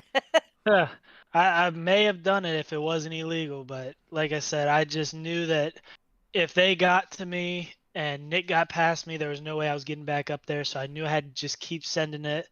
And I tell you what, that probably was a pretty good thing to watch on a broadcast for that. What was it, like 10 laps where we're just battling back Oh, and yeah. forth? Oh yeah. But yeah, like I said, hopefully Nick goes out there and wins it next week, obviously, since, I won't be there. But, when it comes down to it, I'm still having fun doing what I'm doing in my college dorm, and we'll be there next season, so they all better be ready. Oh yeah, season 3 starts on March 1st, so not a whole lot of time. Make sure you're there for the 28th for the Daytona duels, because you've got to make sure you get a decent qualifying place. I do or do not know if you guys are going to be broadcasting for that one, but we'll keep all our viewers on tabs to let them know what's going on. But man, I got to say, if Team Disconnect sees everything and you show them the broadcast, I think about 70% of this race was on the two of you. You guys were side by side most of the race. You'd get him for a little while, then he'd pass a little while, and it looked like it came just down to tire strategy at the very end, and that's just what got Nick over top. But, man, still a fantastic job tonight. I mean, you got in beating him at Daytona. I think just tonight was his night, man. But congratulations, Jeremy Burns. Hopefully we'll see you season 3 and see what else you can do to the rest of this field. Yes, sir. Thank you very much. And hopefully we'll see you next week. Mm-hmm. Yeah, he Okay. better give me a shout-outs, though. I know he wants to shout out Team Disconnect. If you Yeah. don't, I don't know if they'll be on the hood next year. If you don't, maybe I'll have to. I definitely want to shout out Team Disconnect for allowing me to come here my rookie season and just start this program. It's been a heck of a season. We knocked off a couple wins, had a bunch of top 5s. So just everything that they've been able to give me this season is incredible. I got to shout out my mom, my dad. I know that they're watching, the rest of my family. I know that they were just, they are just in pain right now looking at this, but I know that they're super proud of me of what I've been able to accomplish during this season. And I know everyone at 604 feels the same way. All my friends that aren't necessarily in 604, but around campus, I know that all of them are super proud of what I've been able to do. And it only shows that we can go higher next season. Oh yeah. Well, keep in mind, this being your rookie season, I think you win Rookie of the Year. But I do want to say, all the greats: Richard Petty, Cale Yarborough, Dale Earnhardt Sr. and Jr., Tony Stewart, Jeff Gordon. These guys didn't win the championship their first round. They only came on stronger the next year. So Jeremy Burns and the 9 Chevrolet, I can't wait to see what you got for us next season, bud. Yes, sir. Thank you very much. And thank you guys, by the way. I forgot to thank y'all. Y'all do an amazing job, and I'm sure that this broadcast is one for the centuries. Oh, yeah. I'll definitely keep it on there, man, because you got to show everybody how well you put the moves on out there. So You did. Catch you next time, man. Yes, sir. All right, everybody. Jeremy Burns in the 9, and I know he's got to be kind of heartbroken here on that last round, but still, regardless, it was an awesome run by our drivers out there. Just an interesting way how this all came down, just the very, very last lap, and definitely he made it work here. Nick Alves, I finally get to talk to him here in Victory Lane. Let's go ahead and get it done, because he's got to be pretty ecstatic here. Let's get this squared away, as I am so I'm really happy to see him make it to this position now. Let's go ahead and get him here. All right. Here we go. I know, man. We you better save this one. Nick Alves, you have finally done it. Congratulations on the win here tonight. I guarantee you Darlington wasn't first on your list for a win. Patty, Stella, I never thought in a million years I would be talking to you guys last in an interview after a race, and I would never have thought Darlington would have been the track to do it. And I hate this track. Hate it. I was actually surprised about how actually fast I was, to be honest, tonight. Yeah, well, definitely you seem, even Jeremy was saying, and Caleb, we were kind of looking at, you may have had the car for the night. You just, your pit timing, the way you were able to handle it, and kind of how you waited. You'll see back when we were watching you and Jeremy Burns battling almost all night. When you led the laps and then you fell back to 6th and 8th place, just your composure to stay on top of it had to been, I mean, absolutely epic here is how close it got right here at the end to try to hold them off. I know you had the steel curtain behind you of the 53 and the 40 trying to block for you there, bud, because it looked like Travis Gilbert was coming on hot. Yeah, no, the what you're referring to about when I dropped back to like the sixth, seventh, eighth position over there, it was kind of a strategy call to just come in for fuel only, to have an extra set of tires for the end of the race. And actually, when the caution came out for the green, white, checkered, I actually had a set of tires in the pits laying there, and I was debating whether or not I should come in, but seeing that I had my two teammates behind me, just stay in front, stay on the track, just hit my marks, and they can do all they can do to help me out here, and they did. So I owe a lot to them on the green white checker. I know Travis, he was coming with a big head of steam there, to come and try to get the win. He sent it down in there in 3 and 4, I saw, but luckily enough, he was too far back to try to get me. But maybe one more lap he would have got there. But no, me and Jeremy, we had a battle all night. We battled for 35 laps straight, it seemed like, on that green flag run, Yeah. trading the lead 5, 6, 7 times. Me and him both getting into the wall, getting into each other. He he kind of knew I had to win to get in. Jeremy obviously was just had to stop me from doing it basically. Mm-hmm. As long as, like, say someone else besides me or Grant or Alex would have won, Jeremy would have got in on points. So he had to do all he could to stop me from winning. I had to do all I could to actually win this race. And Darlington of all places, Patty, can you believe it? Well, ninth of all places is where you started. All the guys who had a chance of winning this one led the race, other than Justice Murphy, who has been eliminated. Jeremy Burns led the race. He's eliminated. Grant Thorpe led the race. Eliminated. Alex Brube led the race. Eliminated. And you come out victorious here at the end, dude. I am blown away right now, at how you were able to just, like I said, stay composed, have the discipline to not go too far, and move on, and not overstep yourself. I would say, Nick, I looked at you and Jeremy going at it there for a little bit. Did he rub you at a point where you almost lost control? Because we saw you slip out of the groove there for a little bit and then come back, and it looked like you returned a little bit of the same nudging there. So, especially in 1 and 2, I believe I was on the high side majority of the time when he was trying to pass me. That's the turn where, when you're coming off the corner, especially on exit of 2, you have to let off the throttle to let the car rotate. But every single time we would do that, especially coming off of 2, it's weird how the transition is. It's like it like arcs up a little bit and comes straight out to the side, so it kind of forces your car on exit to go right. So with Jeremy underneath me, he's obviously sliding up. It's a racing deal. I mean, it is what it is. But very rarely do you see people stay side by side going like going in 1 and 2 like that and keeping it side by side. I think me and him did it like three times, and it's just a testament about how good car control we both have and how good of a racer Jeremy is. Yeah, Jeremy did spin off the line there. It looked like he was going to have another attempt right here at the end, man. But it looked like he may have sidestepped that clutch, spun, and put it into the wall, and was definitely something to see here. But this does put you into the championship 4. You're going to have your hands full here. This is going to be you, Trevor Earhart, Caleb Gilbert, and Robert Roeder. And at least 2 of these guys are your teammates. I would say here, Nick, that they may be teammates until the final race, and it's going to be all for one and one for all. So, what's your outlook here heading into Phoenix?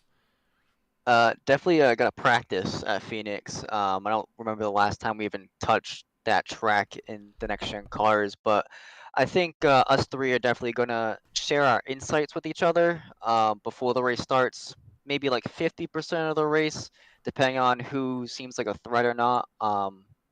We probably won't be friends for the last, I say, 25 laps. That's for sure.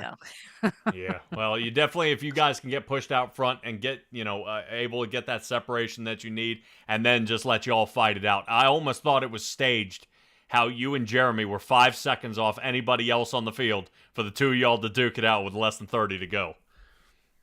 Yeah, it was definitely, Patty, it was hard, okay? First of all, you have to just be consistent with your laps. Second, you have to be consistent with the guy that you're battling. And then third, you can't destroy each other while you're battling, and try not to hope the guys behind you catch up to you.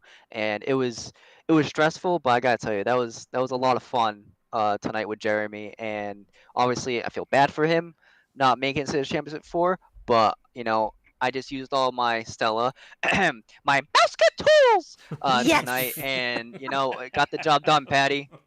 I knew it. I was just getting ready to ask him. I bet you Jeremy didn't have Mouska tools down in his pit. Oh my god.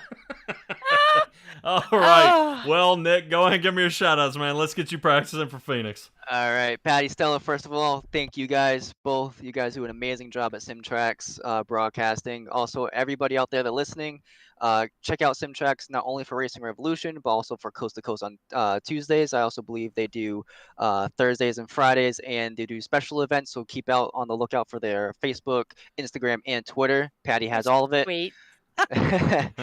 Big shout out to Chapman Environmental Services for obviously being the main sponsor of the league. Ultimate Cider Guttering, Butt Kicker, who is going to be the grand prize for next week's championship winner. Hopefully that'll be me. It'll be fantastic. I don't have one. Ready to have your butt buzz? Yeah, right. I can't wait for that if that does happen. Big shout out to Coastal Financial, my main sponsor. They do a fantastic job. They support me in every single way possible. Also, I work there, so great. Nice. Also, big shout out to 4-Star Industry. Unfortunately, next week will be our last week racing together. It's been the best year racing with Caleb, Rob, and Kevin. By far, they're the best teammates out there. And whoever gets them next year, which we do know already, but not really announcing the teams yet, they're going to enjoy them immensely. They're a great help and they're great teammates. And I couldn't ask anything better of this year. So let's go to Phoenix and try to win a championship, Patty. All right, Nick. Congratulations tonight, man. I'm glad you got your win. You got one more to go. And oh, man, dude, you get a trophy. I do. Look at that. All right. Well, I want to see pictures of you guys with them here Hopefully it's next the big week one. if you can. Yeah, don't worry. We'll definitely be sending those out to all the 3 winners. Well, actually, they're actually here with me currently right now, so that's only 3 I have to send out, so it saves me a little bit of money on shipping. That'd be that's good. But no, definitely we'll make sure everyone takes a picture once they receive it, and everyone you can check those out on Facebook, Instagram, and Twitter. I believe we have as well. All right, Nick Alice, congratulations, dude. I'm so happy for you. I've been in your corner for a little while. I know I'm not supposed to be biased, man, but definitely I like seeing somebody come from the kind of from that mid pack, and now here we are in victory lane. Congratulations, bud. Thanks, Patty. Thanks, Stella. You're welcome, little Nicky. Oh, you. Get him out of here. Get him out of here before he gets out of control. All right, everybody, that's going to do it for tonight. Stella, what a wild run. Nick Alves coming away with his first win here at the Racing Revolution League. I am so pumped to see him make it here. That was awesome racing. Guys, don't forget to tune in next week. Next Wednesday will be the final championship. We'll have it all on all of our different social platforms, hyping that one up, because that is going to be the one where we crown a new season champion. Defending champ of Robert Roeder is going to be trying his best to keep everybody behind him. So be well, be safe, be kind, and I'll see all you guys next time.